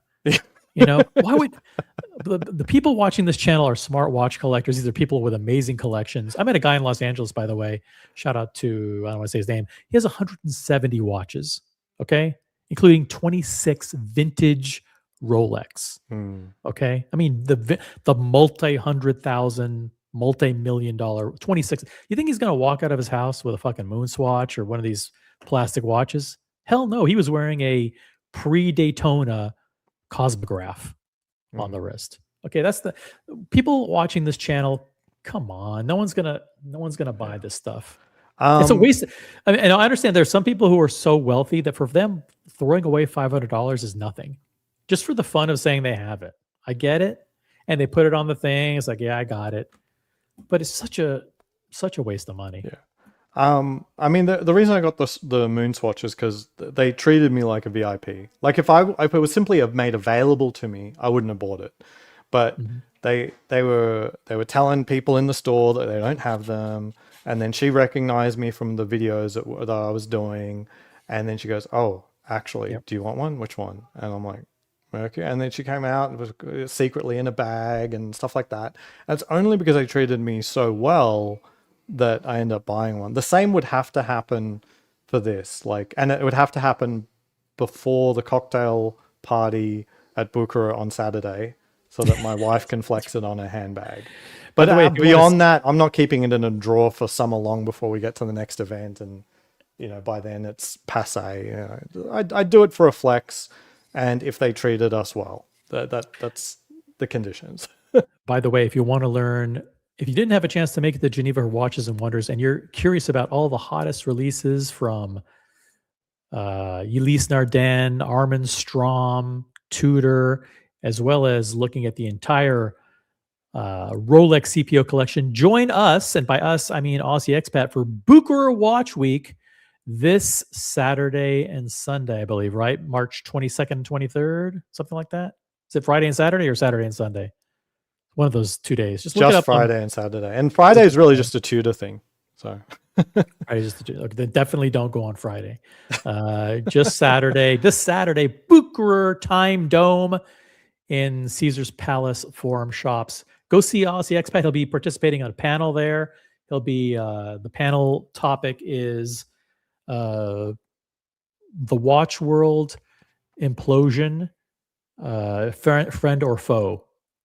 A debate. And Perry Dash will be moderating, by the way. Yeah, you got that name right. Was he there in New York as well? Is that? No, Andrew Morgan was responsible for coordinating New York. Ah, cool. Andrew Morgan's watches. He did a great job. We've got the real original Diego M in the chat. Member for 3 months. OC, you are better than this stupid industry bullshit topic. Listen, it's breaking news, but listen, we're almost done. We'll go after this. We'll cover Jizz Club. There's nothing really in the watch world happening. This is the only real thing that's happening. So we'll cover it. Let's see what happens. So I'm telling you, That's what we said. The lowest we could take is 26. For me, we trying to work with you. you're gonna get cash payment. I just need a better price. right now. He said 26. What? Yeah, right now. No, You do 26 out of 28 for both of them. 20, 22. Thank you, tough. I'm trying to work. 200. That's the color I want. It's 3,000. I want the white rainbow. Nah, I don't do flips. I need to get out of here. I'm here for 5 days. All right, this one I'm willing to pay a little extra on. I paid 3,000 and we straight. I want to get out your head. Do you want 2,200? Nah, I can't do 2,300.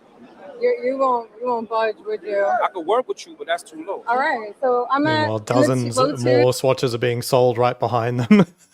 Quick. You're in the high twos. Can we meet in the middle? 25. Can't do it. 25. Hand it back. Because it's the time and pain that we put in. That's what I've been it here is. since Monday. Been ahead, camping out, so it's like How long? How many days have you been out? Monday. since Monday. It doesn't even look like I'm gonna get anything. Let me ask you, how many days, let's count Aussie again, using your Aussie testic powers. Let's say you have been camped out there since Monday and the watch went on sale on Saturday. That's how many days and how many hours? What is their if they make $1,000 on the watch, what would be their rate per hour of gain for going through this? If they only get 1,000, like 1,000. Okay, let's say 2,000. Say 2,000. 2,000. Yeah, it's how much per hour did they end up still making? be between like $7 and $10 an hour. That's not even minimum wage. Yeah, in New York. Yeah, I mean minimum. I mean in New York, you could easily be making $15 an hour easily doing something. But they're also probably lying. They probably spent. I tell you, who was in the line? A chair. A chair was in the line. Chair was in the line, and they got to go home for their. Well, keep in mind that chair was probably maybe they stole the chair, and the chair is probably the most comfortable accommodations that they typically have. A lot of these people are simply homeless, and they just moved to the sidewalk outside of the Swatch store, so they're just sleeping in a different location. Yeah, you're supposed to be on that side. No, what are you doing here? Yeah, they screwed up. I'm gonna be real with you. Nobody has that. They don't have any. Nobody over here got this color. You're not gonna get it from nobody. Oh, you got it Like, already? look, okay, transparency, right? 25. That's the one that I want. And you're Right. selling it to me at retail, at Stadium Goods. I can just order it online. And you're gonna pay that's tax on that. And you're gonna pay tax on that. Ooh, you gonna pay tax. You're gonna pay tax. These are the jeweler. You getting it right now. Hold on. Let's These are economists here. They know all the financial lingo. They're working Reem right now. Reem's being persuaded. add the car. Let's get you right. Buy it now. Look. Let's buy it now, right? red? No, that's the pink one that I want. Out of Stadium Goods. Yeah, I don't know if you. I don't know if you have got. that account. All right. So. But like yesterday, they were all 2,500. Alright, But so like add some the of car. them. Yesterday's price is not today's price, Reem. Yeah, why is she talking? I offered- It's 2,500 lower than the current price. Why is she saying What 2,500? She's the worst negotiator. Have you ever seen her in her videos with Vukum? Oh, she gets screwed every time. Vukum just runs circles around her. And then the comments are like, this happens every time. Don't you know how he prices things? I mean, he buys a watch for 40, he comes to her and says like 50. And she's like, how about 47? So in his mind, he's like, well, I just made $7,000 profit. And then he goes, nope, 49. I can only do 49. 47.5? Nope, can't do it. 48. I mean, she's the worst negotiator, you know. And Vukum's just smiling and laughing the whole time. This kid, unbelievable. And then she'll sell stuff at a loss. She's terrible at buying and selling. She's like, oh no, I'm in it for 50. Why'd you pay 50,000 for a watch that's worth 45,000? I don't know. Can I get 50,500? I'm just trying to get out of it. Like It doesn't sound like she can actually run a business. I mean, fair. She does. I mean, she seems to do. I don't know. She just maybe just in the video interactions that get published, she doesn't know how to negotiate. Maybe she's in private. She's much better. I don't know. You got a super chat. 26. Let me show you. 3,000. And he wants 3, and he doesn't want to budge, so it kind of leaves me out of the predicament. No. Leaves me out of the predicament. Is that the right word to use? Leaves me out of the predicament. That's the wrong. You got a super chat, by the way. Super chat from Humble Pine, $4.99. Cheers, Aussie expat and OC. Humble Pine in the chat. Not I've a seen member, him on but panel appreciate the once, super chat. and big respect. He shares a lot of things that I like. You know how many dinners I've been to with Humble Pine in over the last 4 or 5 years? I mean, cool. Dinner after dinner after dinner. So I was like, I've hung out with Humble Pine a gazillion times. That's awesome. The coolest. Julius Caesar, future AP customers in the crowd. Yeah, that's all I see is AP people who respect and love the horology and the tradition of the 150-year legacy of Audemars Piguet. That's what I see in the line there. All right, back to the action. What is she going to get it? At what price? He wants 3, and he doesn't want to budge, so it kind of leaves me out of the predicament. It's leaving her out of the predicament. I mean, is she trying to say that this puts me in a predicament, not leaves me out of the predicament. Oh, so you know English, right? Yeah. No. Leaves me out of the. Sounds like a good No. thing. No, this is putting me in a predicament. I mean, I'd be Nah, down. you told me what you told me though. I was Like, at 26. so look, If you could get in the if you tap out on Stadium Goods, you paying 35.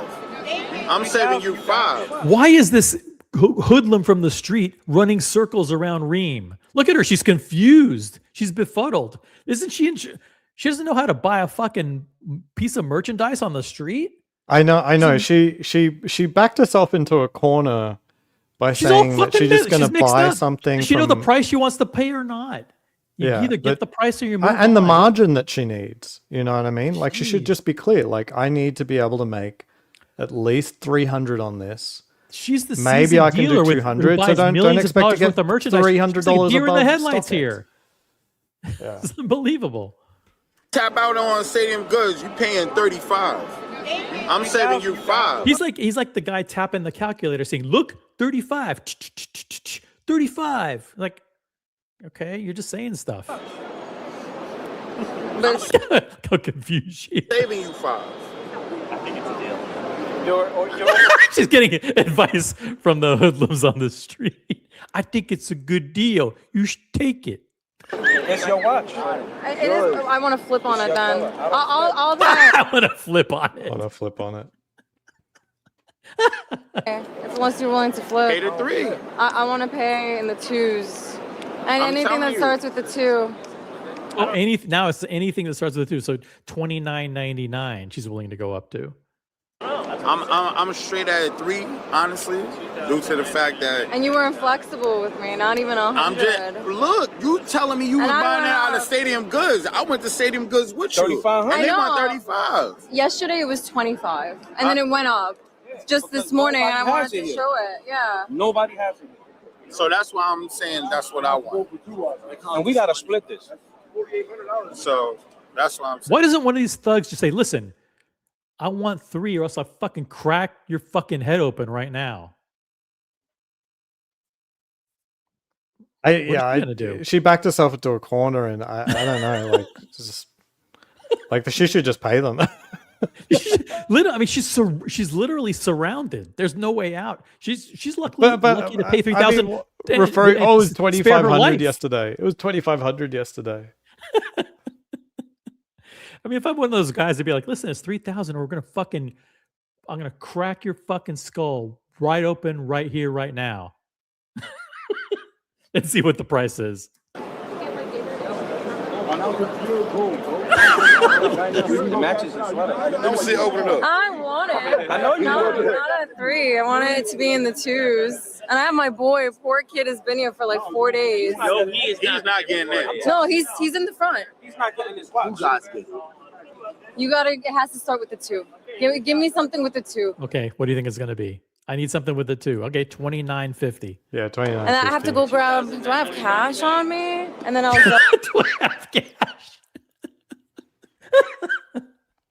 tell you the Do rest. you take Zelle? I didn't bring everything in cash. Let's start with a 2. 29.50. You said it. Damn. You said it. Damn. You said it. You said it has to start with the 2. $29.50. See, Aussie and Isn't that I kind and of the an hoodlums offer? on the street. I mean, isn't that how a deal's supposed to go? Yes. Right? And As in, she's saying if it's a 2, then we're good. Congratulations.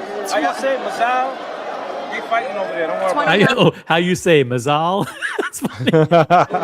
Congratulations. I like Like that. I said, Mazal, they fighting over there. Don't worry about 29? 50. No. Nah. 29. She went from 2,200 to 2,900. She is the worst negotiator. You guys are very difficult. It's okay. No, for me it's all about fun, negotiation. 29 You're now, gonna- 29, 29, not the 50. All right. Oh, she got fucking reamed. Ream got reamed on the streets of New York. 2,900 she paid. She is awful. Just bought our first one. I'm so excited. Now I gotta pay. I'll hold on to this. But the one that I might be selling is this guy's over here. How much? Let me see the color. You said 25? Yeah, that's the lowest I'll take right now. Should I do it? 25? I mean, let's look Wait, at the... why was this Yeah, pink one 3,000. 29 and this blue one is 25? Because she liked the pink. Because she liked that the it? pink. Yeah, she's wearing pink. She just liked the pink. Right now, I'm at 3,000. I'm still killing myself. Yeah, it is 3,000. I'm not gonna lie, I'm killing myself still.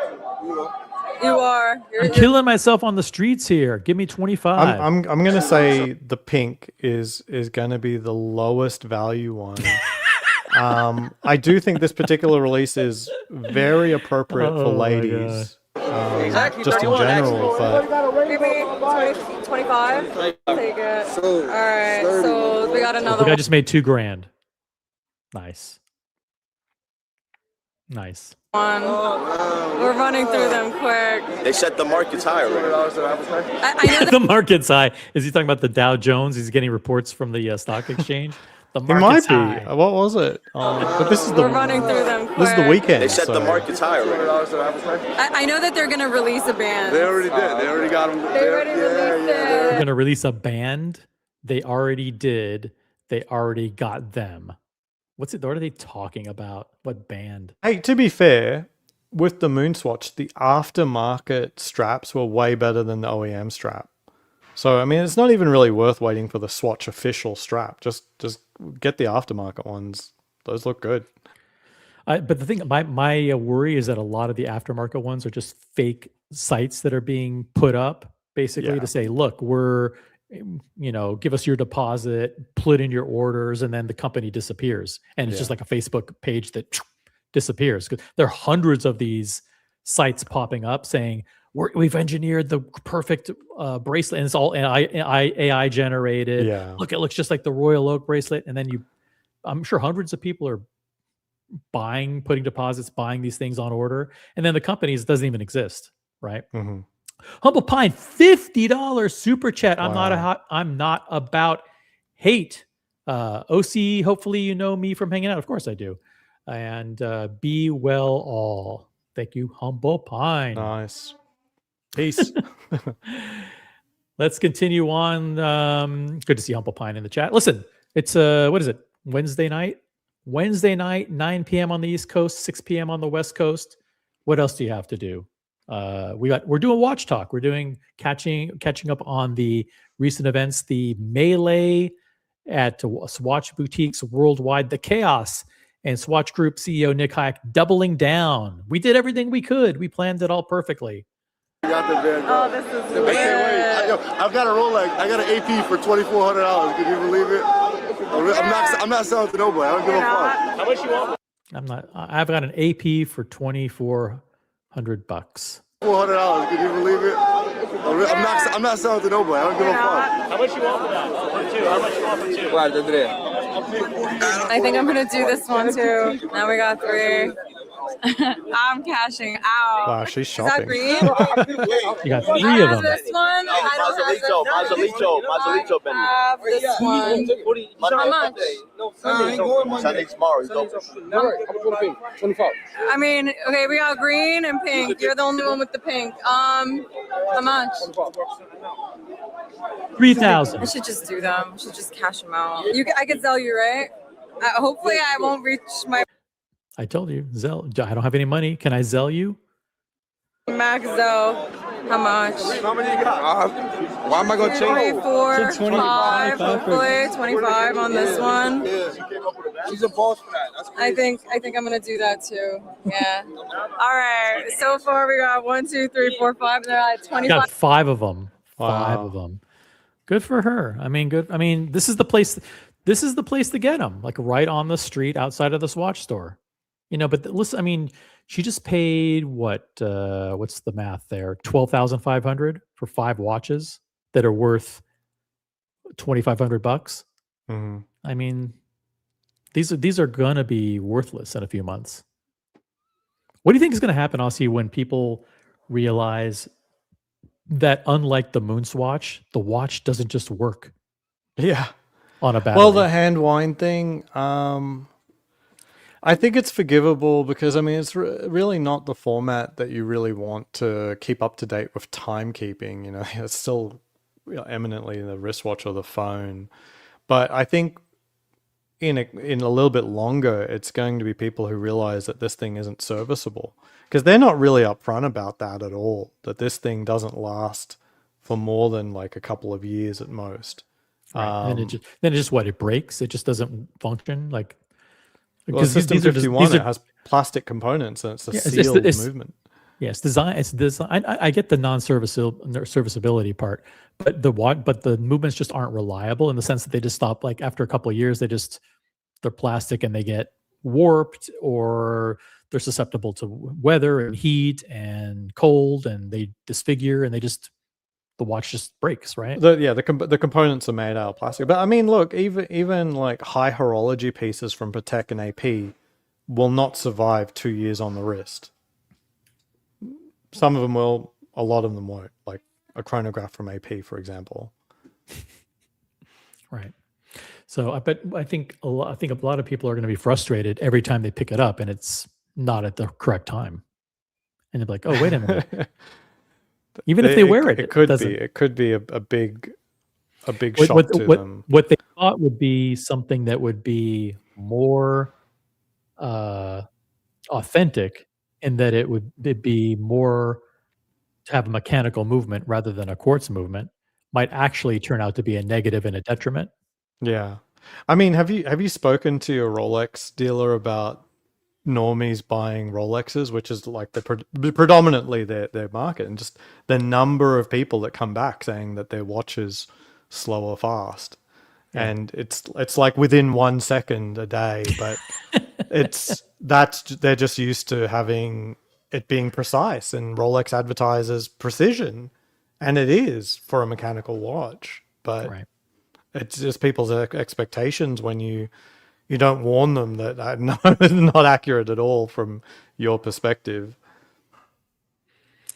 Let's see what happens here. Let's see what the next step is. Oh, you're not going back to the office. You're not going back to 47. We've been up doing lives until 1 a.m. last night, and we woke up like 3 hours. You saw my lives last night, so that's why I want to come here and reward myself early in the morning and cash out on these swatches. Who's waiting on that line? We pay premiums to get them sooner. Let's go. Did you succeed? I paid these guys to get it. To sit there. Oh, and I paid one guy to sit there too. That's nice. So you got the whole collection. He didn't go in yet. He's at the front of the line. I paid him to pay it.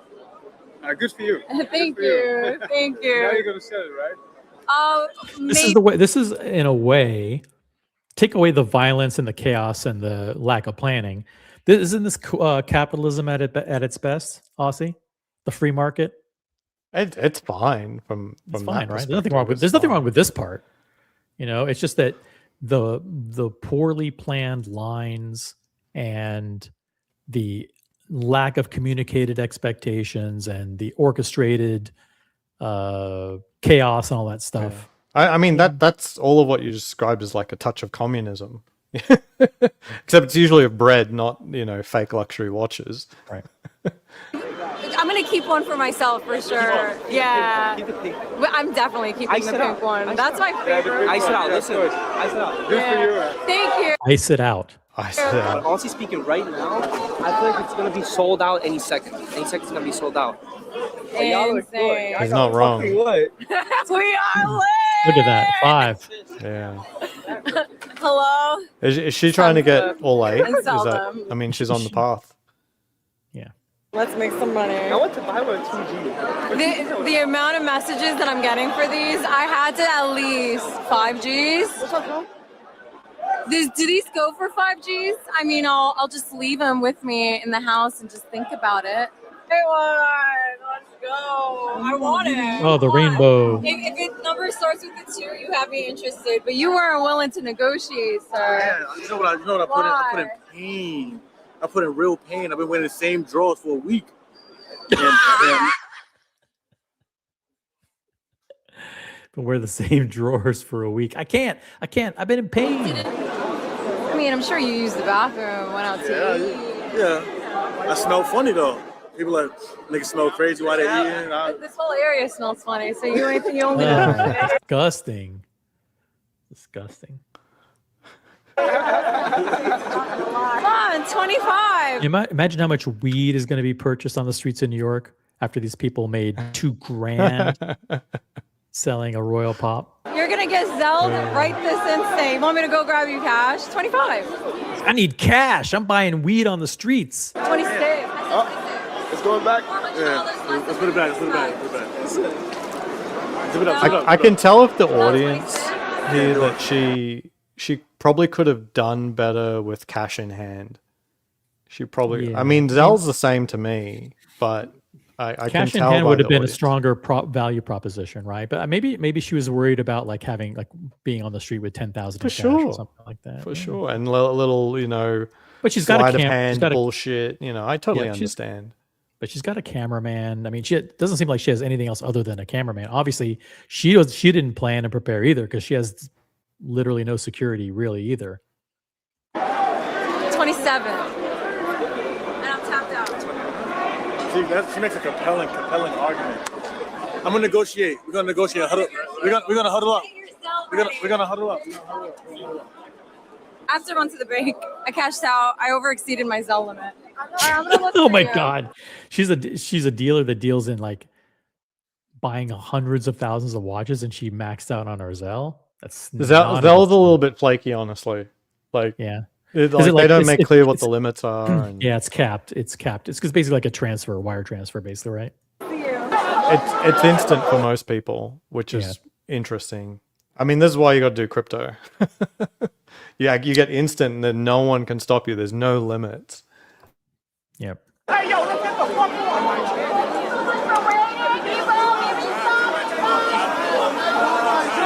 Look at the scene. Look at the chaos.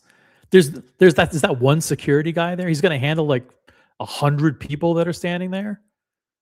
And they knew from 24 hours prior, like how many they have to sell, and they could have dealt with the cull like a day before. This is the real BS here. Is the number of people that they knew that they were going to keep overnight for longer. They're again lucky and again. that people didn't get trampled, that there wasn't a stampede, that people weren't fucking stabbed or worse at these events. They're really lucky. Yeah, no, thank you for fucking me. Fucking us up. No, shit like that. I watched niggas that showed up today walk out that store with Swatches. I swear to God, your mother sucks mad puss, your granny eats mad dirty fuck. Whoa. I had no idea that this kind of language was going to be. But this is I gonna thought go you were a New members Yorker, only. OC. I thought you were a New Yorker. This is just I'm before offended. breakfast. Offended by that. I didn't. But this is so. This is a point in time where the people from Swatch literally said we're sold out of watches. We're done. And meanwhile, there are hundreds, maybe even thousands, an angry mob that's assembled. They could literally just crash through the store. There's nothing there to prevent an angry, violent mob from basically trashing the store, stampeding people, and killing people. Absolutely nothing to prevent it. It could look like Mexican cartels, and they're hanging people from the power lines above. And Swatch Group CEO Nick Hayek said we did everything we did. We're coordinating with the authorities. Where was the coordination where they said, okay, listen, we're out of swatches, so we're gonna have to disperse the crowd. So we're gonna need the police to kind of orderly lead people down the block, push them, to the end of the block and disperse. No, none of that. Just like some guy comes out and goes, yo, we out of watches. We done. And I was like, what? Could you imagine even like a 60 IQ beat police officer, and they coordinate, say, hey, we've had like more than 1,000 people out there, right? Yeah, there's more than 1,000. It's more than 1,000. And they go, well, we only had 50 watches, and we're gonna go out and tell the 1,000 that they've wasted their time. I was like, what? I'm not here for this. No, there isn't I mean, a single police officer that you could coordinate with that would be like, oh, yeah, thanks for letting us know. yeah, these police officers are like, hey, listen, I'm 45 minutes away from fucking Chick-fil-A. I'm not doing it. My lunch break's coming up. You for fucking me. Fucking us up. Ooh, jeez. No, like that. I watched niggas that showed up today walk out that store with Swatches. I swear to God, your mother sucks mad puss, your granny eats mad dirty fucking grains, alright? Ooh, look, someone being arrested. I wonder what happened here.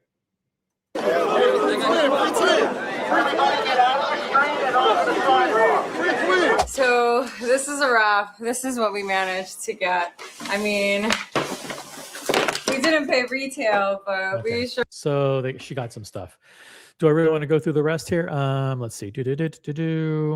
Nah. All right. So that's Reem the Dream reporting live from the Swatch event. Let's see here. And I'm going to do Reem a favor because I know she needs the publicity. What I'm going to do is find her channel and I'll drop it in the chat. I'll drop a link to her channel in the chat. Boom. Thank you to Reem the Dream. Thank you for letting us play your content. We do so consistent with the United States copyright laws under fair use. It was newsworthy. Here's an article from Reuters. Swatch's drop culture gamble takes a leaf from Labubu and Popeye's playbook. What is Popeye's? You're talking about the chicken chain? What did they do? How are they involved in drop culture?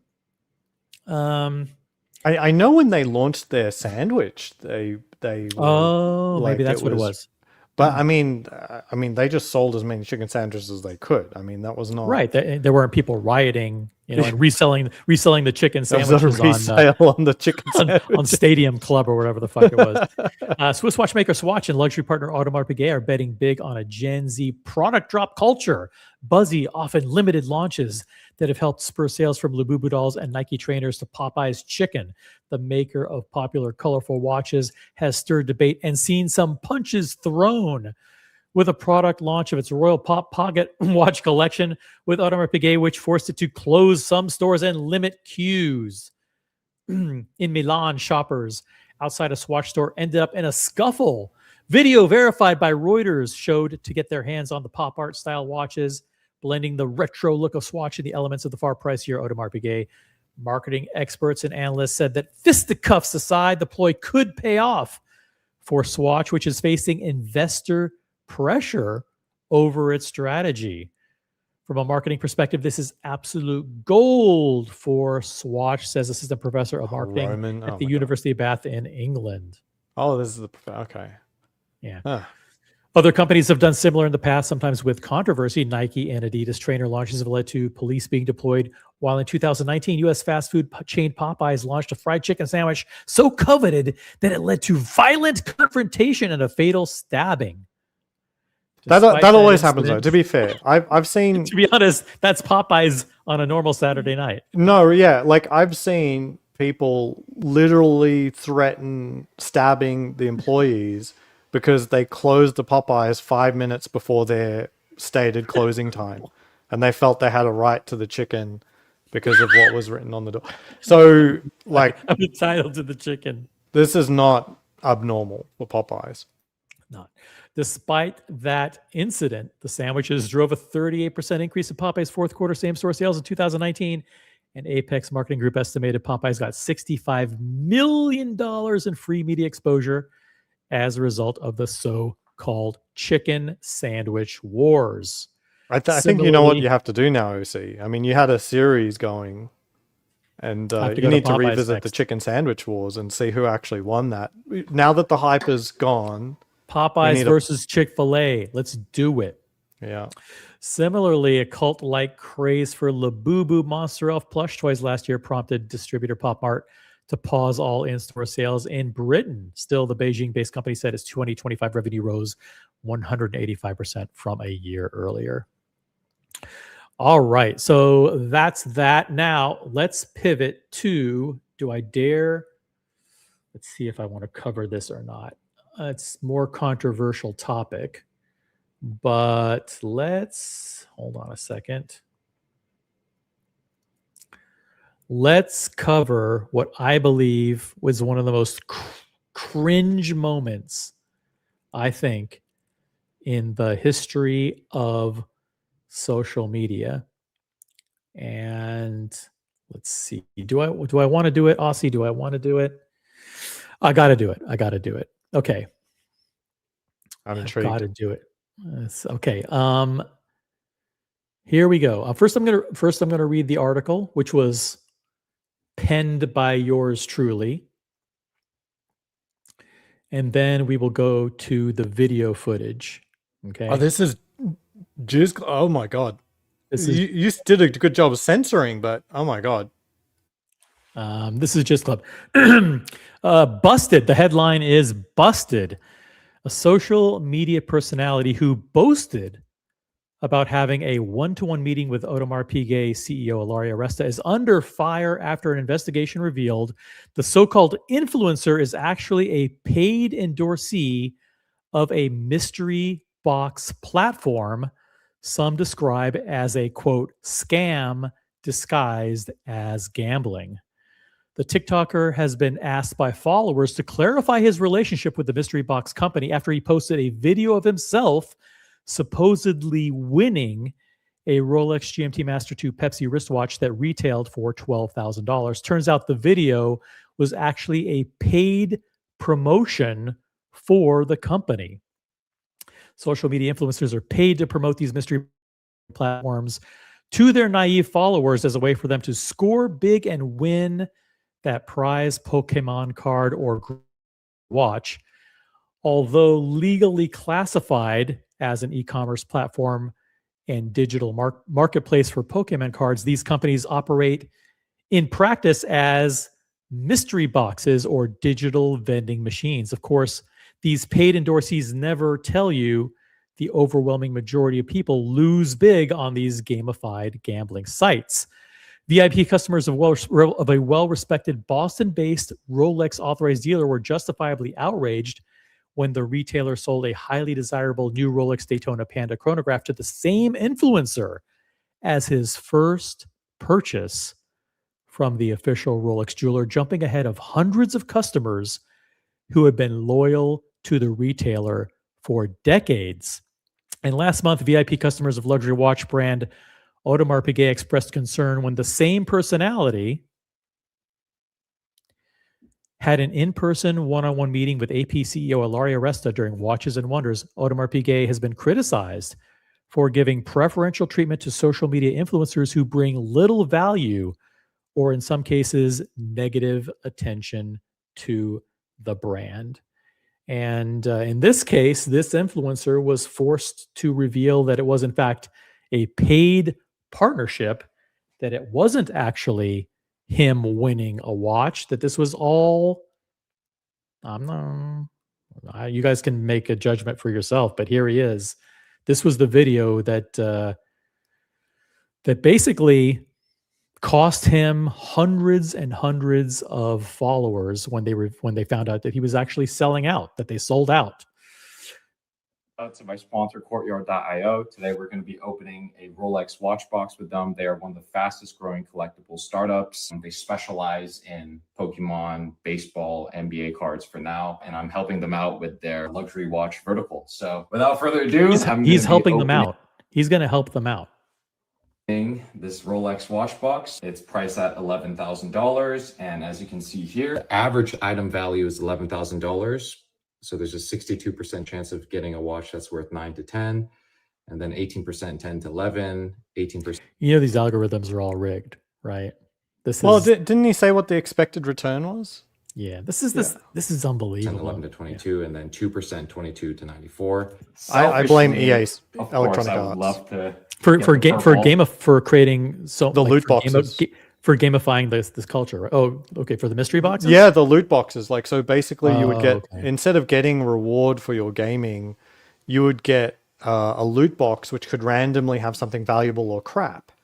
And you could also purchase in-game money to buy more loot boxes, and it's just gambling, right? It's just gambling with game mechanics. But because they basically forced the issue, now anything that wraps itself in a loot box is legal in most jurisdictions around the world.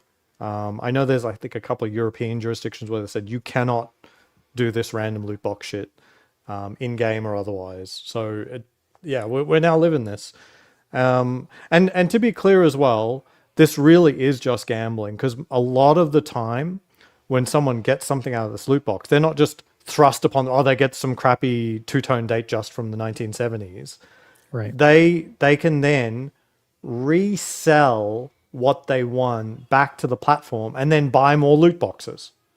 So they just keep playing until they lose all their money is how it usually works. Yep. And this is yeah. Yeah, and I think the fact that they could ever be delivered anything of any value, like actually take delivery on a lot of these platforms, that's illusory.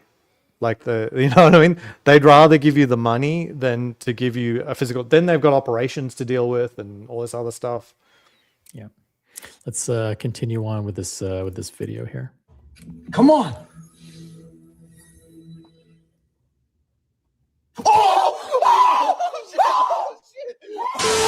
Okay, guys, this is round 3. Now we're gonna try the Premier Watch Box for $10,000. So you can see the odds here. He's literally promoting the purchase of $10,000 mystery boxes to his followers, most of whom are just young kids who don't have any money. Wait, is this thing genuinely saying for a $10,000 you can get an expected return of 10,000? There's no way that's true. There's no way a gambling platform is. And the lawyers have advised me, don't say it's a scam, OC. Don't say it's, first of all, don't say it's gambling, because it's technically not.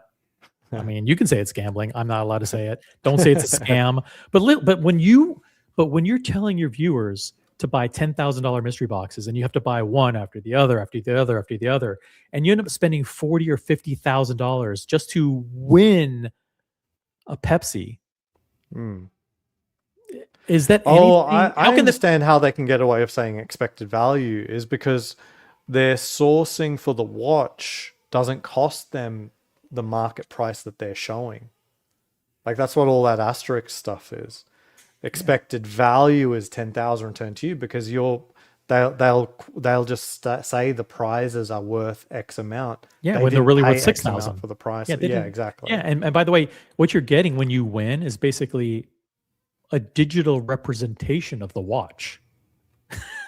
And at that point, you win an NFT of a watch. And then you can decide, okay, do I trade my NFT for an actual watch? At which point they just go out and source a fucking junky Submariner, you know, for five or $6,000. And then they send it to you and they've made $4,000 on you. Or you could trade it back in, you lose money, and then you have to buy another box. That's right. And what option is the gambler going to take? Yeah, what the gambler is going to say, well, put me double down. I'll buy another box for 10,000 and another one until because I'm gonna hit because I just saw, and this guy's telling me I'm gonna hit. Watch, I'm gonna hit. Issue with this is the past 5 people who opened it got the blue, which is 20%. So my odds aren't looking good for blue. No one has hit a purple yet. Let's see if I can get lucky. This gamification is so sinister. Introducing this, I mean, it's one thing when you're doing, you're spending like $25 to buy a pack of Pokemon cards or $50 to buy a pack of baseball cards or whatever. But to introduce this in the watch hobby is so sinister. And Roman Sharf tried it. Luxury Bazaar tried it a few months back with the same company and utterly failed. And so now they're reaching out to these douchebag influencers and they're paying them. And only after we exposed this a few days ago, now you can see it says paid partnership. It literally has to say paid partnership. The guy now is admitting, I'm getting paid to push you to buy $10,000 mystery boxes and essentially what could be loss of your entire life savings. Come on. Come on, baby. Get me something good. All this time, he's not disclosing anywhere other than just that little thing that says paid partnership. I'm getting paid, and this video is completely fake. The algorithm is fake. I'm going to show you me winning. Baby. Give me something good. Come on. 3, 2, 1. Come on. Come on. Give me something good. Purple.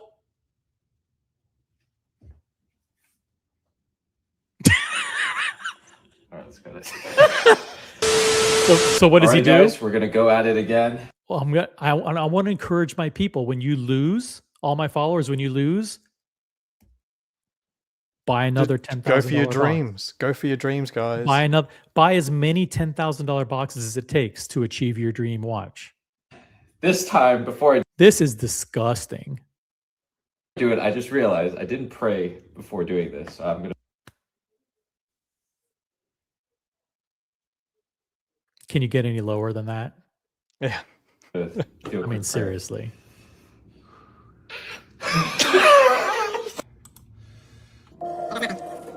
Total cringe. Come on.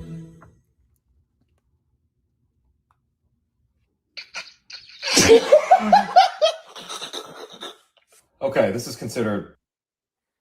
He lost again.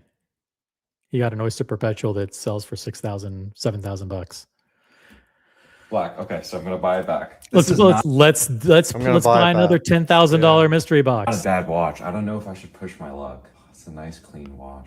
Yeah, What let's do you sell think, it Brandon? back. Should we Let's run it sell it again? back because it was mine to sell back, Yeah. and then I'm going to take a little Yeah. bit of a loss on the sale. Of course. Yeah, it's mine. I can sell it back. we should run it again. It's about time for a blue. Look at this. All right, it's about time. Blue or purple? I'm gonna send a prayer. Let's pray. Let us pray. Baruch atah Adonai Eloheinu melech haolam. Come on, this is it. This is it. This one. Come on. Come on. Come on. Oh! Oh! Shit! Oh, shit! Oh, shit!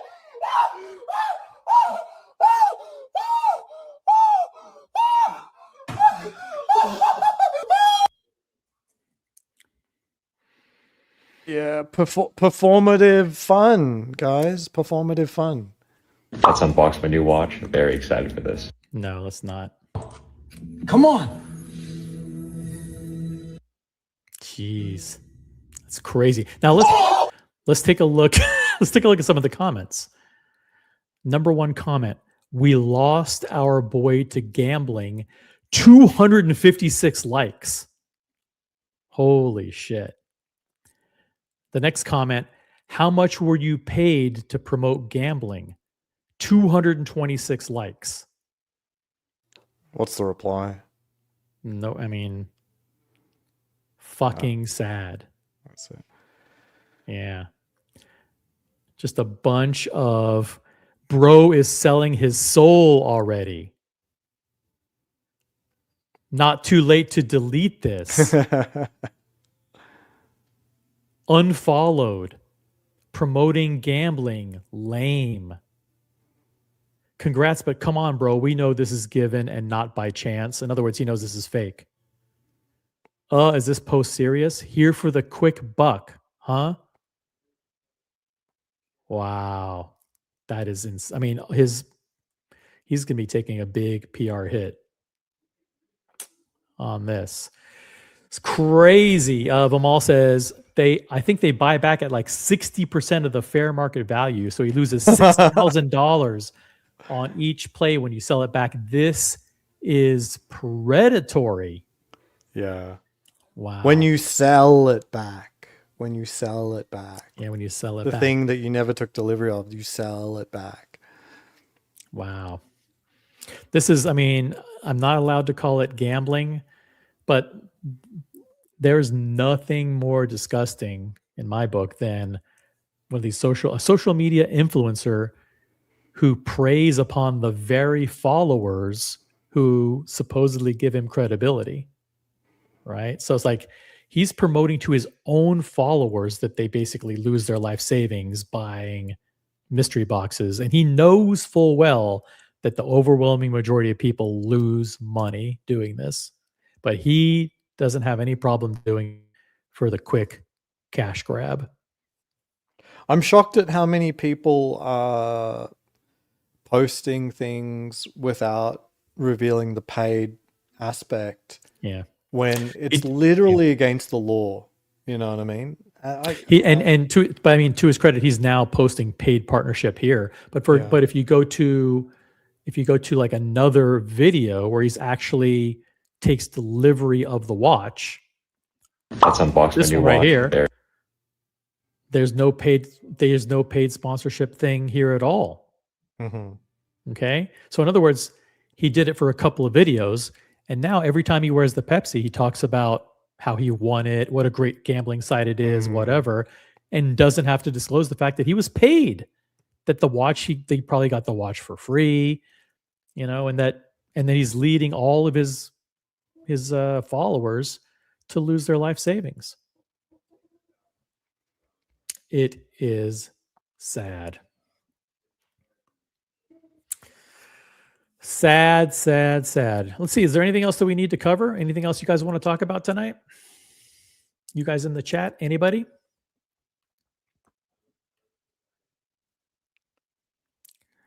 Last chance.